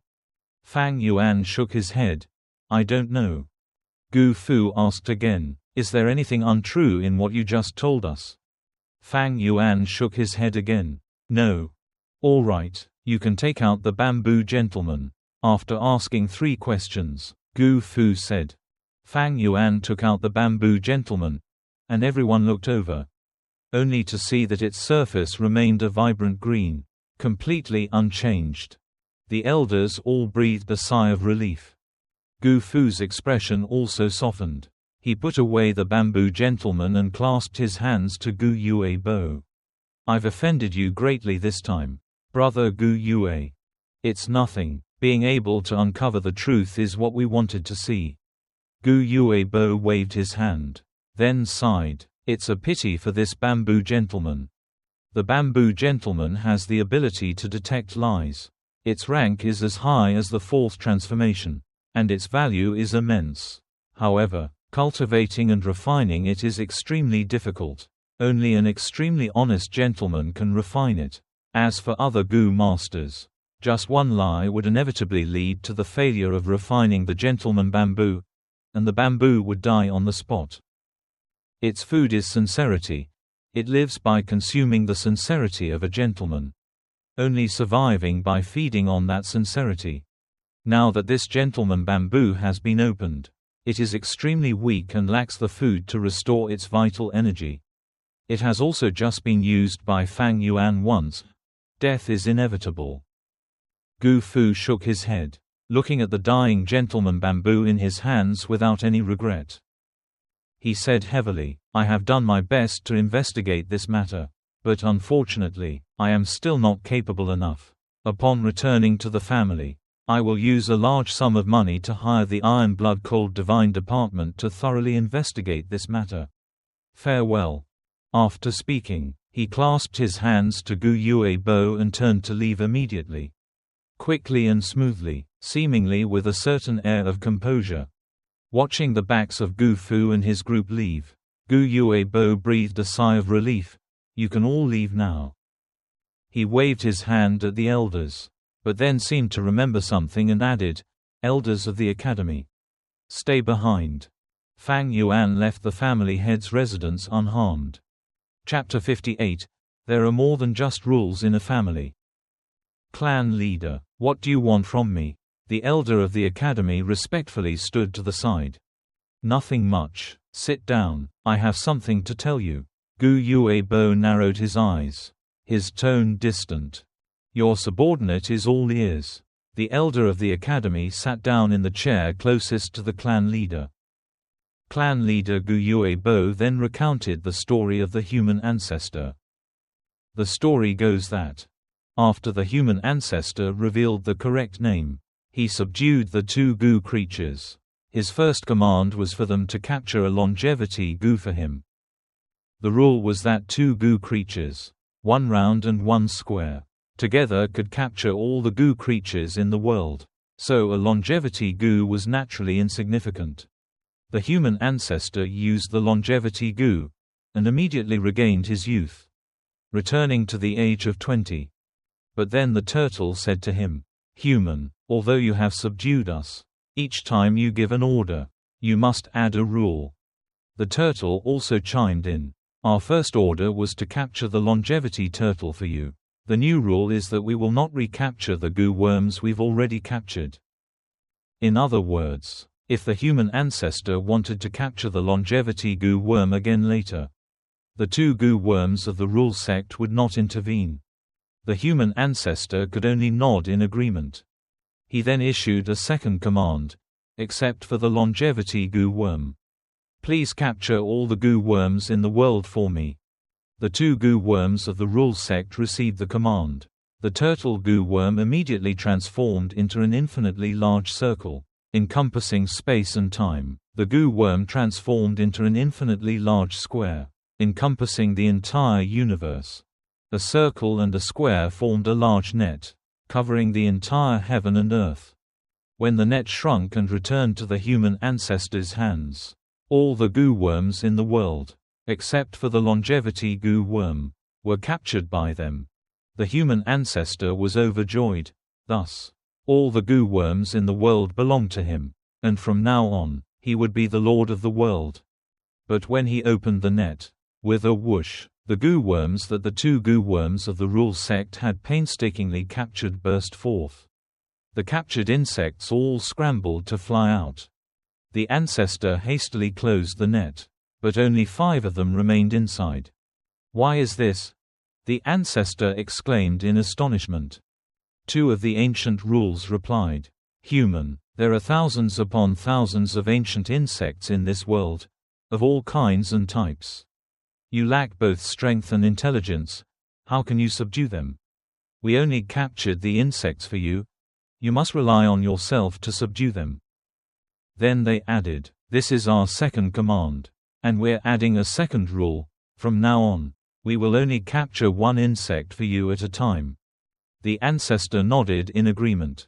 Carefully opening the net, it only revealed a small gap.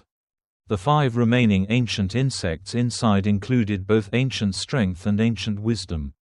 Seeing this, the ancestor was overjoyed. He said to ancient strength, "Strength, you left me all those years ago. Do you regret it now?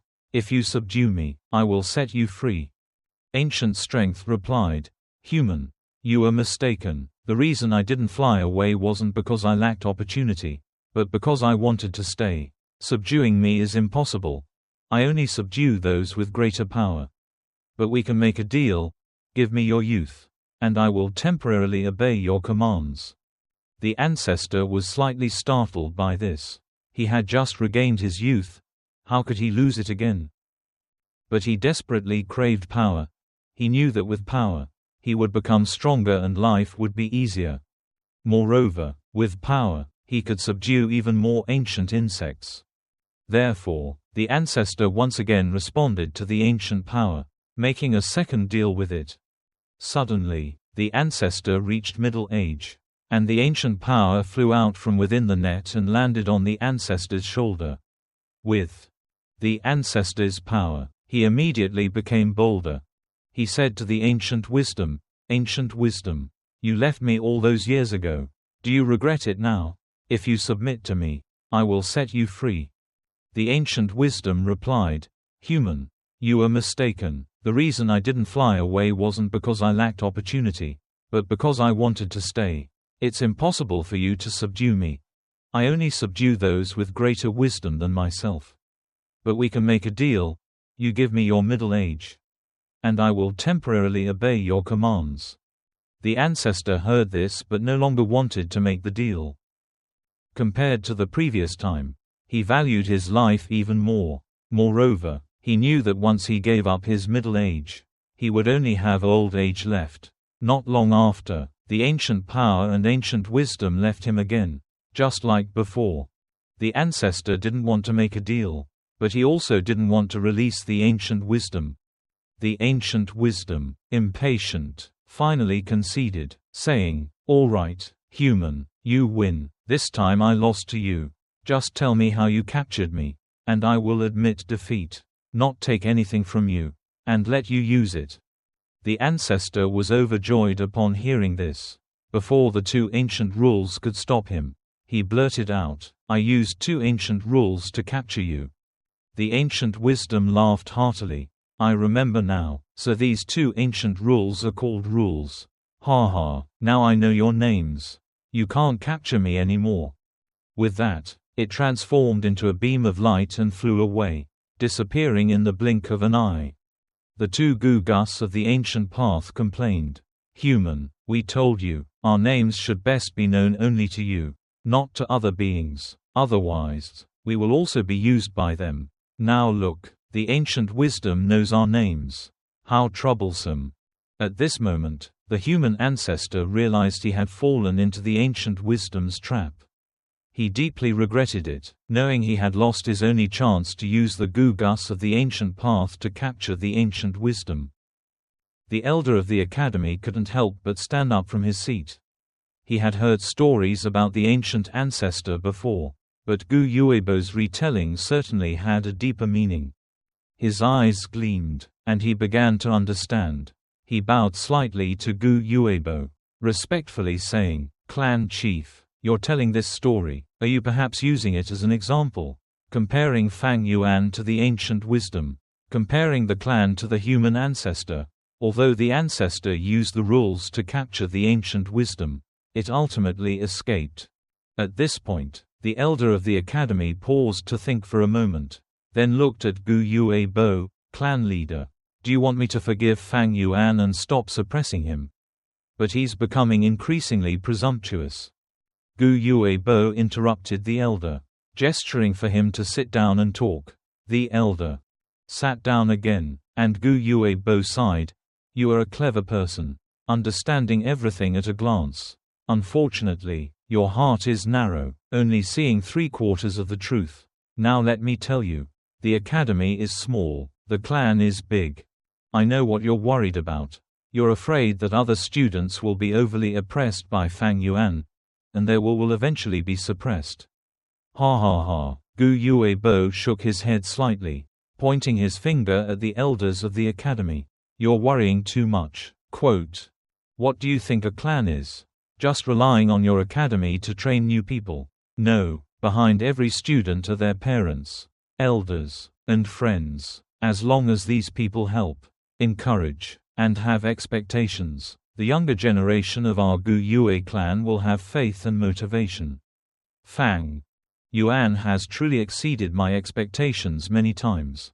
Like a sudden emergence, I've always secretly been paying attention to Fang Zheng, and I've known for a long time that he's been robbed and extorted by Fang Yuan. But it's better to let him continue robbing and extorting, using him to polish rough gems like Fang Zheng, Mo Bei, and Qi Cheng. This matter is, at the very least, this batch of students has the most solid martial arts skills we've ever seen." The elder of the academy looked worried. "But, clan chief, excessive pressure isn't good either. It will crush the rough gem. Especially now that Fang Yuan has the wineworm. This Gu is extremely helpful to a first-rank Gu master. I'm worried that during this first-rank period, under Fang Yuan's oppressive influence, the other students were unable to recover. Then let them never recover." Gu Yuebo snorted coldly, displaying the aura and coldness of a superior. "So what if they fail? Is it more terrifying than death? Even with elders supporting them, if they can't maintain their resolve, they're not rough gems, they have no value for training. Every year, the family sends new students to the academy. If they don't succeed this time, there's always next time. As for Gu Yue Fang Zheng, starting tomorrow night, I will secretly mentor him." Quote, "It's Gu Yue Fang Zheng's good fortune to be personally mentored by the clan leader." The academy elder immediately flattered. Gu Yuebo's expression softened, and he instructed the academy elder, "You've been an academy elder for over 10 years. And you're still one. Do you know why? Be a little more tolerant and magnanimous. I know Fang Yuan has offended your authority and disgraced you. But why bother arguing with a junior?" Quote, "I know Fang Yuan is somewhat intelligent. But ultimately, he still has the impulsive nature of a young man. Otherwise, he wouldn't have injured the guards, preventing you from leaving the stage in front of everyone. He's just angry, falling from a genius to an ordinary person. It's perfectly normal for him to resent his family. Actually, he's still very immature. Just look at how he tried to hide the wineworm. How could he possibly hide the wineworm? He's not mature. His thoughts are naive. Don't think he's that scary. Comparing him to the ancient wisdom is an overestimation of him. At most, he's a bit cunning. His profound wisdom is lacking. If he calmly concealed his mid-level cultivation or coldly accepted the position of class leader, that would be considered discreet. Quote, "What does the clan leader mean?" The elder of the academy frowned. "What I mean is, Fang Yuan is dissatisfied with the clan. So let him vent his anger. An ant spitting at an elephant. Would the elephant care? After he vents his anger, he'll naturally reintegrate into the clan. Our ancient Moon Clan has existed for nearly 1,000 years since its founding. There have been countless people dissatisfied with the clan. But did they ultimately overthrow it?" Quote, "A clan isn't just about rules. It's also about blood ties and kinship. The human ancestor used rules to capture the ancient wisdom. And the result was not only failure but also letting the ancient wisdom learn the rules. The meaning here is profound. Rules are inanimate objects, people are living things, and kinship is deep. If you keep using rules to force people, you'll only increase hatred and push Fang Yuan further away from the clan. Fang Yuan is just a low-ranking member. With luck, he'll only be a low-level clan elder in a few decades. But after all, he's the twin brother of ancient Moon Fang Zheng. Do you understand? Your subordinate understands." At Gu Yuebo's final words, the elders of the academy suddenly came to their senses. Yes, if a family only had rules, it would be just an inanimate object. But with the addition of blood ties and familial affection, it becomes a living thing. Gu Yuebo slowly nodded. "There's one more saying I want to give you. I hope you remember it." Quote, "Please enlighten me, clan leader." Gu Yuebo's gaze was distant. Looking at the moonlight outside the window, the sea can accommodate 100 rivers. Its capacity to contain makes it great. Remember that. You may leave. Quote, what Gu Yuebo meant was, one should be tolerant, magnanimous, and open-minded. Yes, clan chief, I take my leave. The clan elder bowed and withdrew. Chapter 58. There are more than just rules in the clan. Clan chief. What do you want from me? The clan elder respectfully stood to the side. Nothing much. Sit down. I have something to tell you. Gu Yuebo narrowed his eyes. His tone distant. I'm all ears. The clan elder sat down in the chair closest to the clan chief. Clan chief Gu Yuebo then recounted the story of the human ancestor.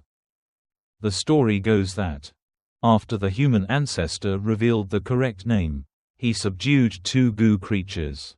His first command was for them to capture a longevity Gu creature for him. The rule was that 2 Gu creatures, one round and one square, together could capture 10,000 Gu creatures in the world.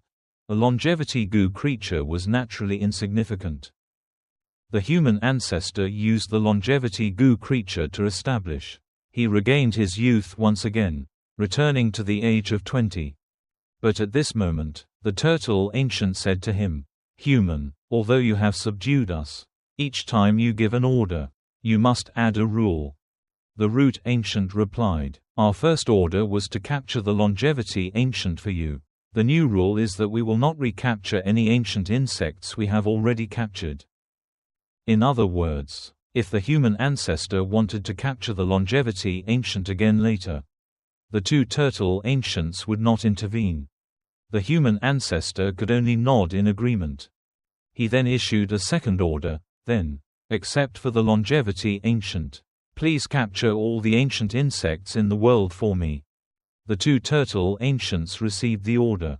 The turtle ancient immediately transformed into an infinitely large circle, encompassing space and time. The root ancient transformed into an infinitely large square, encompassing the entire universe. A circle and a square formed a vast net, covering the entire cosmos. When the net shrunk and returned to the hands of the human ancestor, all the ancient insects in the world, except for the longevity Gu, were captured by it. The human ancestor was overjoyed. Thus, all the ancient insects in the world belonged to him, and from now on, he would be the lord of the world.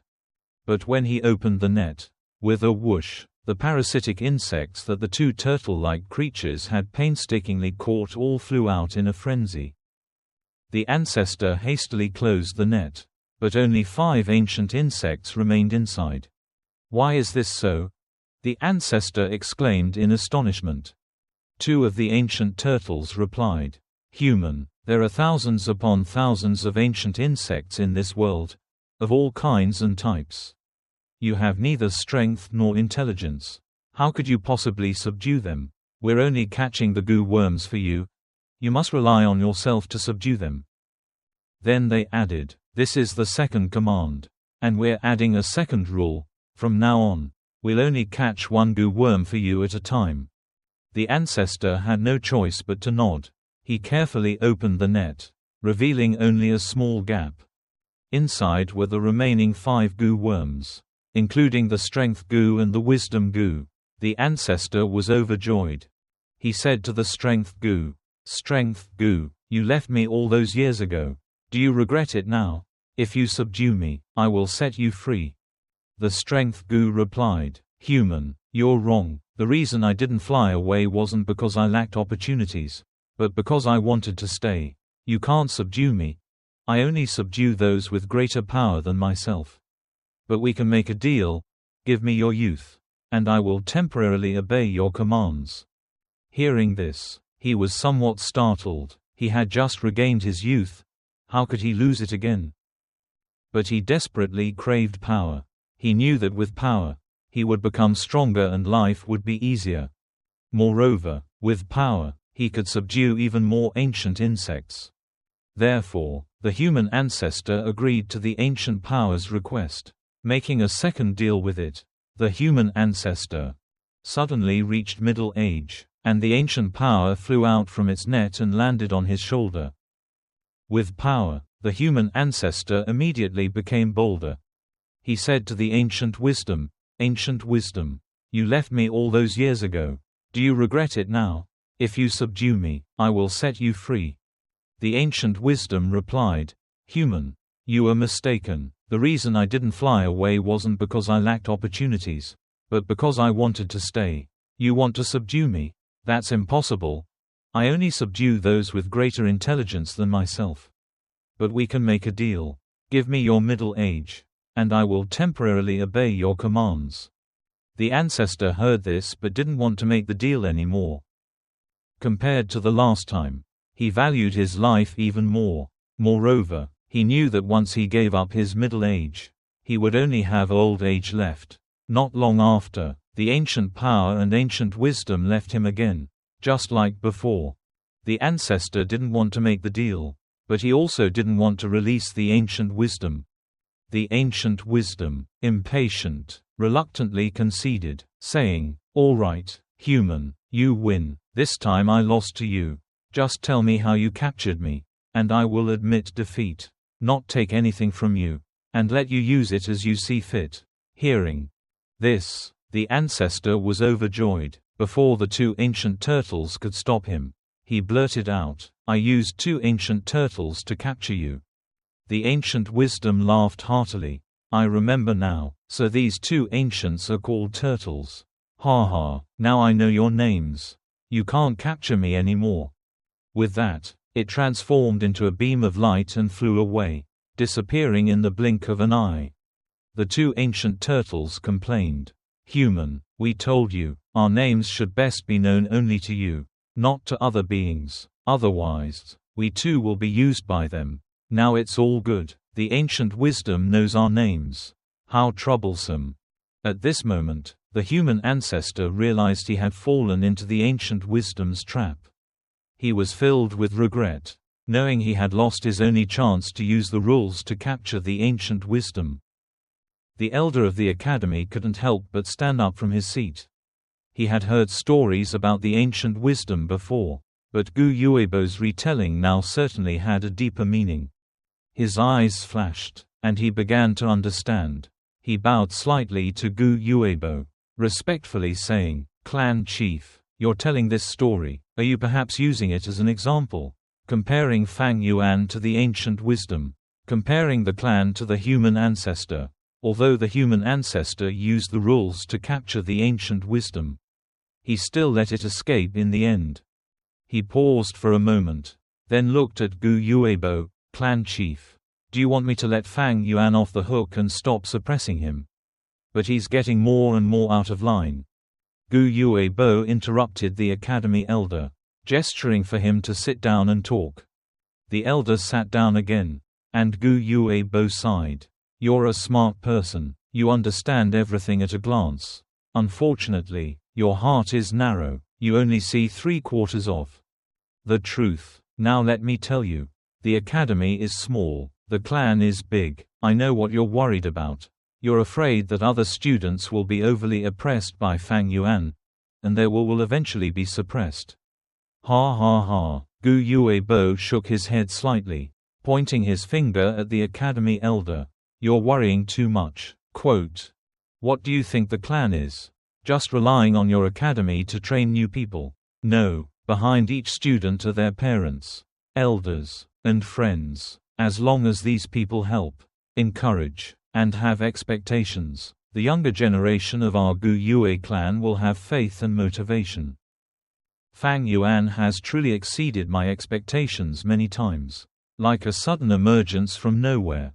I've always secretly been paying attention to Fang Zheng, and I've known for a long time that Fang Yuan has been plundering and robbing him. But it's better to let him continue his plundering, using him to polish rough gems like Fang Zheng, Mo Bei, and Qi Cheng. This is beneficial. At least this batch of students has the most solid martial arts skills I've ever seen. The elder of the academy looked worried, but, clan chief, excessive suppression isn't good either. It will crush the rough gems. Especially now that Fang Yuan has the wineworm. This Gu is extremely helpful to first-rank Gu masters. I'm worried that in this first-rank stage, under Fang Yuan's suppression, the other students won't be able to recover. Then let them not recover. Gu Yuebo snorted coldly, displaying the aura and coldness of a superior. What about failure? Is it more terrifying than death? With elders supporting them, if they still lack determination, they are not rough gems. They have no value for training. Every year, the family sends new students to the academy. If they don't succeed this time, there's always next time. As for Gu Yue Fang Zheng, starting tomorrow night, I will secretly mentor him. Quote, it's Gu Yue Fang Zheng's good fortune to be personally mentored by the clan leader. The academy elder immediately flattered him. Gu Yuebo's expression softened, and he instructed the academy elder, you've been an academy elder for over 10 years. And you're still the same one. Do you know why? Be a little more tolerant and magnanimous. I know Fang Yuan has offended your authority and disgraced you. But why bother arguing with a junior? Quote, I know Fang Yuan is somewhat intelligent, but ultimately, he still has the impulsive nature of a young man. Otherwise, he wouldn't have injured the guards, preventing you from leaving the stage in front of everyone. He's just angry, falling from a genius to an ordinary person. It's perfectly normal for him to resent his family. Actually, he's still very immature. Just look at how he tried to hide the wineworm. How could he possibly hide the wineworm? He's not mature. His thoughts are naive. Don't think he's that scary. Comparing him to the ancient wisdom is an overestimation of him. At most, he's a bit cunning. His profound wisdom is lacking. If he calmly concealed his mid-level cultivation or coldly accepted the position of class leader, that would be considered discreet. Quote, what does the clan leader mean? The elder of the academy frowned. What I mean is, Fang Yuan is dissatisfied with the family. So let him vent his anger. An ant spitting at an elephant. Would the elephant care? Once he's vented his anger, he'll naturally reintegrate into the family. Our ancient moon tribe has existed for nearly 1,000 years since its founding. There are countless people dissatisfied with the clan. But did they ultimately overthrow it? A family is not just about rules, but also about blood ties and familial affection. The ancestor used rules to capture the ancient wisdom. But not only did he fail, he also taught the ancient wisdom about rules. The meaning here is profound. Rules are inanimate objects, people are living things, and familial affection is deep. If you keep using rules to force people, You will only increase hatred and push Fang Yuan further away from the family. Fang Yuan is just a low-ranking member, even with luck. He'll only be a low-level family elder after a few decades. But he is still the twin brother of Gu Yue Fang Zheng. Do you understand? Quote, your subordinate understands. Hearing Gu Yue Bo's last words, the family elder suddenly understood. Yes, if a family only has rules, it's just an inanimate object, but with the addition of blood ties, it becomes a living thing. Gu Yue Bo slowly nodded. There's one more saying I want to give you. I hope you remember it. Quote, please enlighten me, clan chief. Gu Yue Bo's gaze was distant. Looking at the moonlight outside the window, the sea can accommodate 100 rivers. Its capacity for tolerance makes it great. Remember that. You may leave. The sea can accommodate 100 rivers. Its capacity for tolerance makes it great. Figuratively, a person should be tolerant, magnanimous, and open-minded. Yes, clan chief, I take my leave. The elder of the academy bowed and withdrew. Chapter 59. Regardless of whether it's the third or fourth transformation. They're all monkeys. Tonight's moon is perfectly round. Its bright light is like a thin silk curtain draped over Qingmao Mountain. The toad leaps up, each jump covering about 100 meters. Because it uses leaping to move forward, even the steep and narrow mountain path poses no obstacle to it. The group from Gufu rode on the toad's back out of Gu Yue Mountain Village, chasing after the merchant caravan. The wind whistled in their ears, their vision swaying with each leap of the large toad. The moonlight illuminated everyone's faces. They were all silent. Gufu's face even colder, like frost. After a long while, a trusted confidant, unable to bear the silence any longer, said to Gufu, Master, what should we do? Gu Jinsheng is dead. After you return, how will we explain this to the old master? Should we find a scapegoat? Gufu shook his head and asked him in return, do you know the story of the human ancestor? The confidant was stunned, not expecting Gufu to respond like that. For a moment, he didn't know how to answer. Gufu continued, the human ancestor had two Gu creatures called rules, which captured countless Gu creatures in the world, gaining strength but losing wisdom. Now, only 3 Gu creatures remained in his net. He opened it and saw that these 3 Gu creatures were, in order, Attitude Gu, Belief Gu, and Doubt Gu. The human ancestor didn't want to let them go, so the 3 Gu creatures had to negotiate a bet with him. As soon as the human ancestor opened the net, they split into 3 directions and flew out simultaneously. Whichever Gu creature the human ancestor caught would be subdued. You said, what did the ancestor finally capture? The confidant seemed to understand, and replied, the ancient attitude. Do you know why? Gu Fu asked again. The confidant shook his head. Gu Fu chuckled, because attitude speaks volumes, regardless of whether father believes or doubts. I have made my attitude clear. When Gu Jinsheng disappeared, I immediately investigated the trading caravan, and as soon as I had a clue, I rode non-stop to Gu Yue Mountain Village. In the village, I disregarded the danger of being surrounded and attacked by the Gu Yue tribe and confronted them directly. I didn't even sit down, and even brought out a 4th-rank bamboo gentleman to verify Fang Yuan's words. After returning to the family, I will use a large sum of money to hire a divine envoy and invite Tai Zhu Leng to investigate this matter. Regardless of whether Gu Jinsheng is alive or dead, I have done what a brother needs to do and made my attitude clear. I've just figured it out. There's no need to be so stubborn. I'm guilty, but I'll return honestly and sincerely, because I truly didn't do this. Trying to find a scapegoat might just lead me into Gu Gui's trap. I can find someone else to take the blame. He could certainly find someone to overturn the decision. His trusted subordinate was startled. Master, are you really suspecting young Master Gu Gui of doing this? Quote, HMPH. If it wasn't him, who else could have done it so brilliantly? At this point, Gu Fu's face contorted, the anger in his eyes threatening to erupt. Before, I didn't do this to him out of consideration for our brotherhood.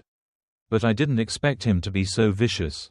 Since you've been heartless, don't blame me, Gu Fu, for being ruthless. But at this moment, he didn't know that in the distance, a pair of eyes had been watching him leave. Fang Yuan stood on the mountainside, silently watching. The moonlight tonight was incredibly beautiful. A bright golden moon hung high in the night sky, illuminating the entire mountain forest. The mountains were lush and green, the vegetation vibrant. Pine trees, cypress trees, and even the unique green bamboo of Qingmao Mountain grew in clusters, intertwining to form a dark green expanse cascading down from the mountaintop, like a waterfall flowing downstream.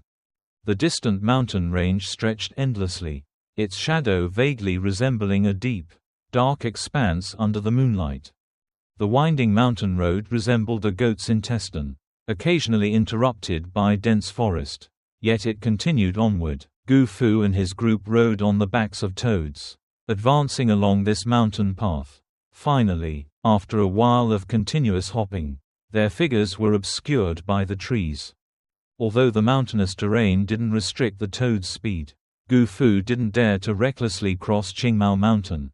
If he were to stumble into a den of beasts, even a fourth-rank cultivator like himself would be in grave danger.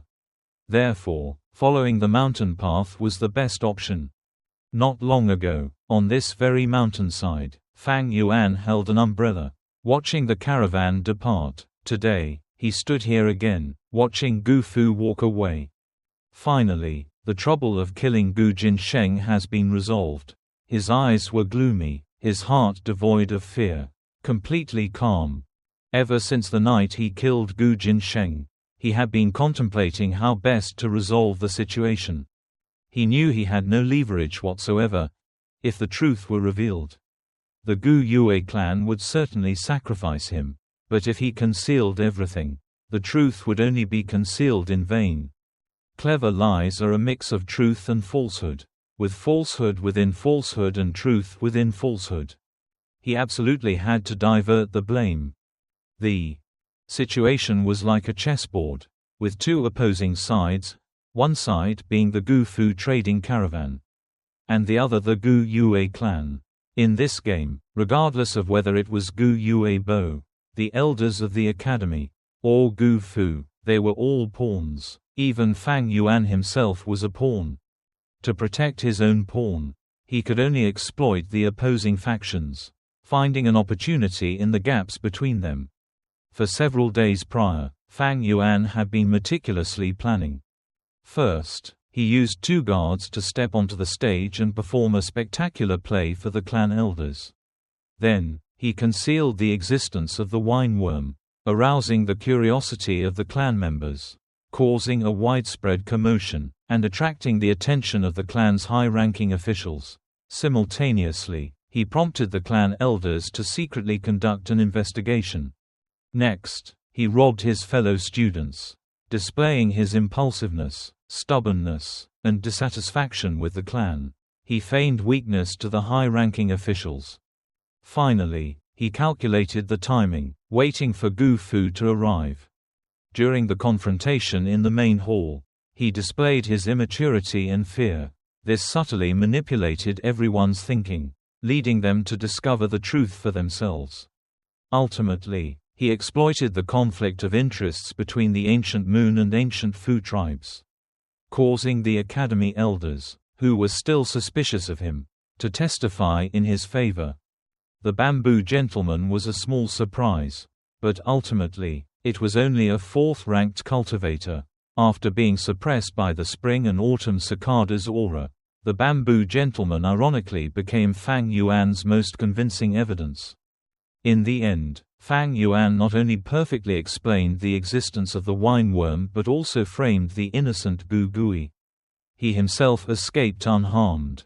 The Academy elders have been detained. It seems Gu Yue Bo wants to interfere in the Academy's affairs, removing the oppression against me. Based on his methods, he's still quite tolerant, but his real purpose isn't me. It mainly stems from Gu Yue Fang Zheng. One of the reasons I made such a big fuss was to stir up trouble and draw attention from the Gu Yue high-ranking officials. If Gu Yue Bo doesn't show up, Gu Yue Mo Chen and Gu Yue Qi Lian will step in to protect his honor. As for Gu Fu, he must have already determined that Gu Gui is the culprit. The flames of revenge are burning in his chest. Ha ha, how exciting. With my intervention, their brotherly struggle will escalate. I wonder if that Gu battle tournament will take place sooner. Quote, oh right, there's also the Iron Blood Cold Divine Constable. Iron Blood Cold, HMPH. Fang Yuan pondered these 3 words. After a long while, he chuckled softly. In the righteous path, this person is quite formidable. Unfortunately, he has many matters to attend to. He's very busy. It won't be easy to invite him just for this one matter.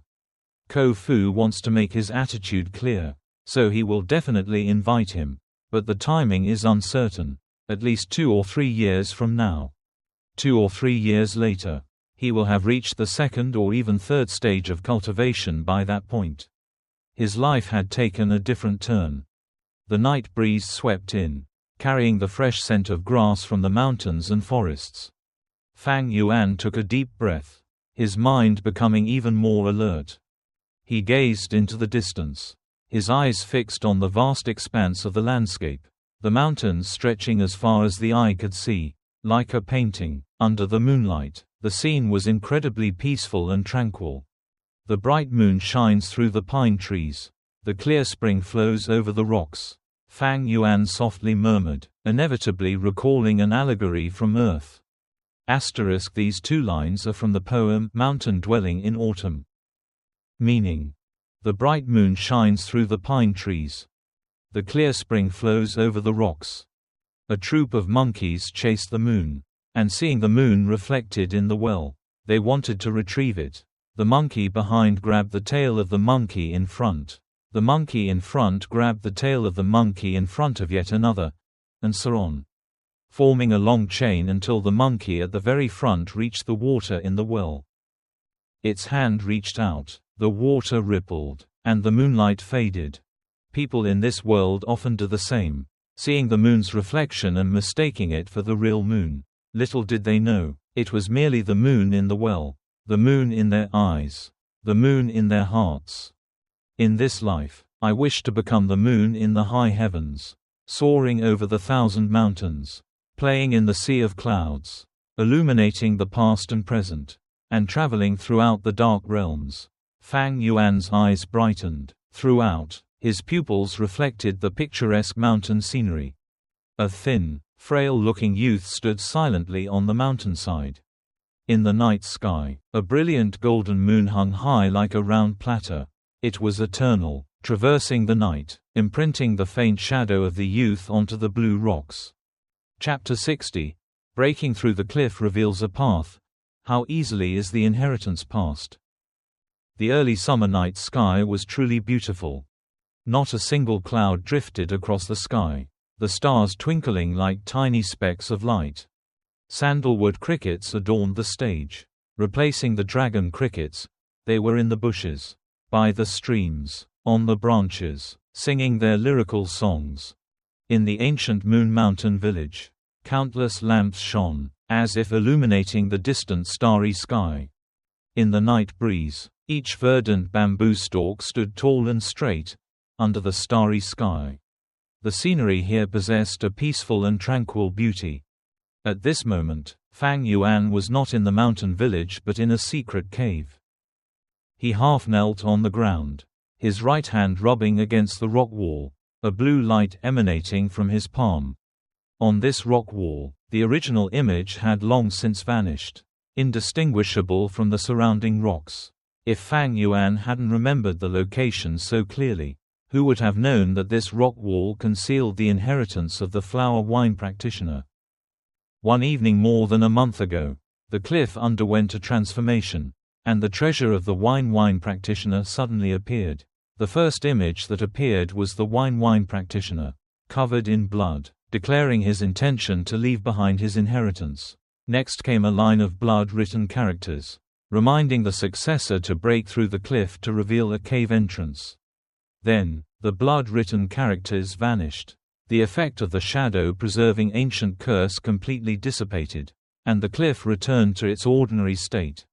Although Fang Yuan knew about the wine practitioner's inheritance, he had never had the time to investigate until now.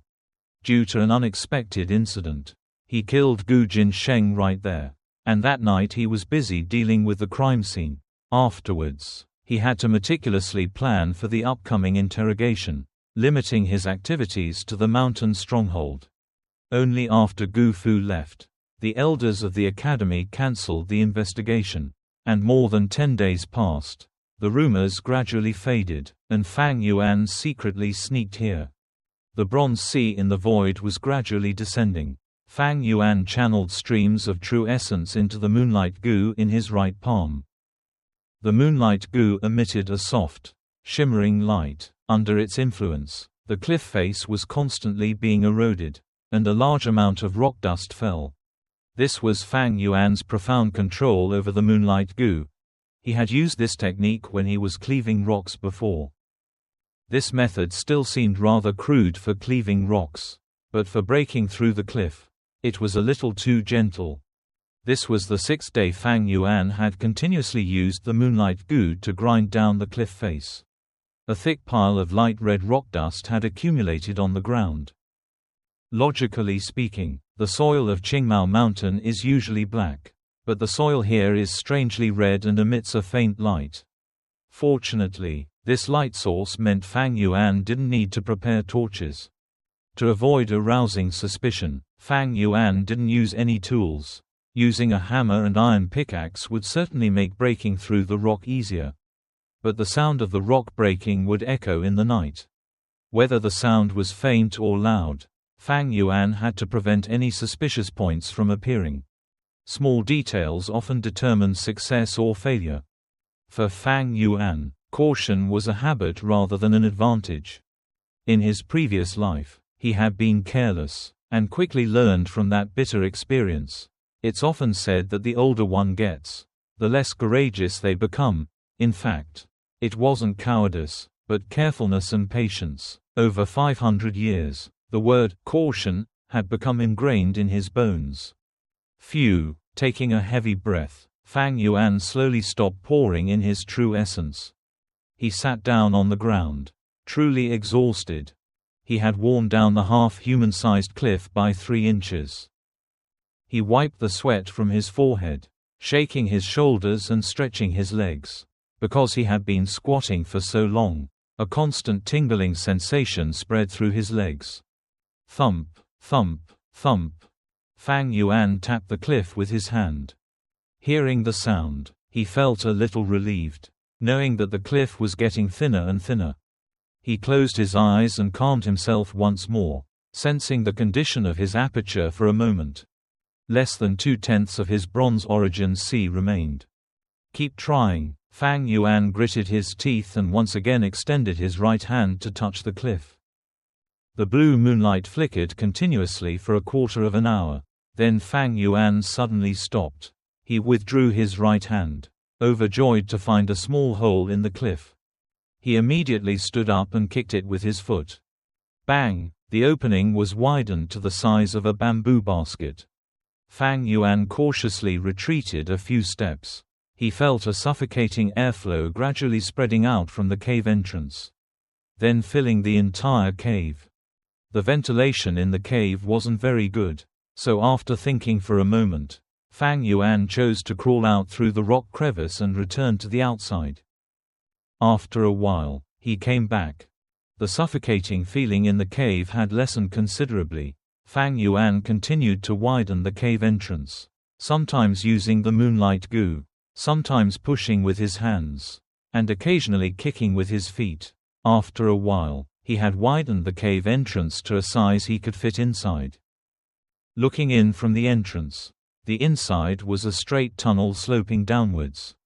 The beginning of the tunnel was narrow, but it widened as it descended. A newcomer would have to bend over and lower their head, but by the latter half, they could stand upright and take long strides.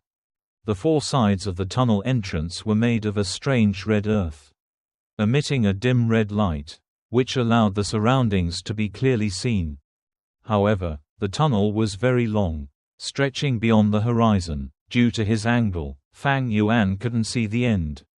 He stopped at the entrance, not immediately jumping in, but narrowed his eyes and remained standing. Inheritance is different from relics. Relics refer to the things left behind by a deceased Gu master. The person who discovers a relic often suddenly acquires everything from that corpse. The inheritance, on the other hand, is often created by ancient masters before their death, who, not wanting their skills to be lost, or to benefit future generations, or perhaps to leave a final mark on the world, etc., proactively setting up trials and testing their successes. The reason Hua Ju, the practitioner, established this inheritance is very clear: to train someone to avenge the Gu Yue tribe on his behalf. If the successor passes these trials, they can gain many benefits. Passing the final trial means receiving the complete inheritance. Based on the factions of the inheritors, inheritances are divided into righteous and demonic paths. Righteous inheritances are usually meticulously designed, testing the character and virtues of the successor. Those who fail along the way will not be in mortal danger. Demonic inheritances are more complex. Those in the demonic path are often insane, stubborn, or cold-blooded, killing indiscriminately, and cannot be judged by common sense. Some demonic inheritances are designed to test the mind, with layers upon layers of puzzles, trapping many within him for a lifetime, agonizing over the solution. Others are incredibly simple, just a secret chamber containing ancient insects and raw stones. Some demonic inheritances have extremely cruel trials. Failure means death. Even some inheritances of demon lords and demon leaders are entirely deceitful. Merely grand traps. They operate on the principle of harming others without benefiting themselves, even before their deaths, meticulously designing traps for others to fall into. What kind of inheritance will the flower wine practitioner's inheritance be? Fang Yuan pondered. He had memories from his previous life, knowing many famous demonic inheritances. But this particular inheritance, unearthed in his previous life, was completely unknown to him. Logically speaking, the chances of it being a trap are low. Otherwise, the flower wine practitioner wouldn't have needed to set up this cliff. But could there be a mechanism? Fang Yuan picked up a stone and threw it into the cave. The stone hit the tunnel and quickly disappeared from Fang Yuan's sight, leaving only the sound of repeated noises. Fang Yuan thought for a moment. The result of this exploratory stone throwing seemed safe. However, he didn't enter the tunnel but instead scattered the dust around the newly opened tunnel entrance. At the same time, he also sprinkled a thin layer at the entrance to the crevice. Then, he crawled out of the narrow crevice and left the area. A few hundred meters from the riverbank, hidden in the bushes, was a very good hiding place. He found this spot and brought the green bamboo wine there. He pushed aside the wine jar, took a large gulp, and deliberately spilled some wine, wetting his clothes and leaving himself smelling of alcohol. Carrying the wine jar, he returned to the mountain stronghold and went into the dormitory. It was exactly midnight. Normally, if he didn't return for a night, it would arouse suspicion. This was good. He went out before midnight and returned after midnight. Fang Yuan had done the same when searching for the wineworm before. So there was a precedent. And his actions today weren't considered sudden. The stars faded, the sun rose, and a quiet night passed. You've just finished watching the episode 6 of the Reverend Insanity series on the Midnight Story Bureau YouTube channel. Please leave any comments or suggestions in the comment section. And don't forget to like and subscribe to give me motivation to make more videos.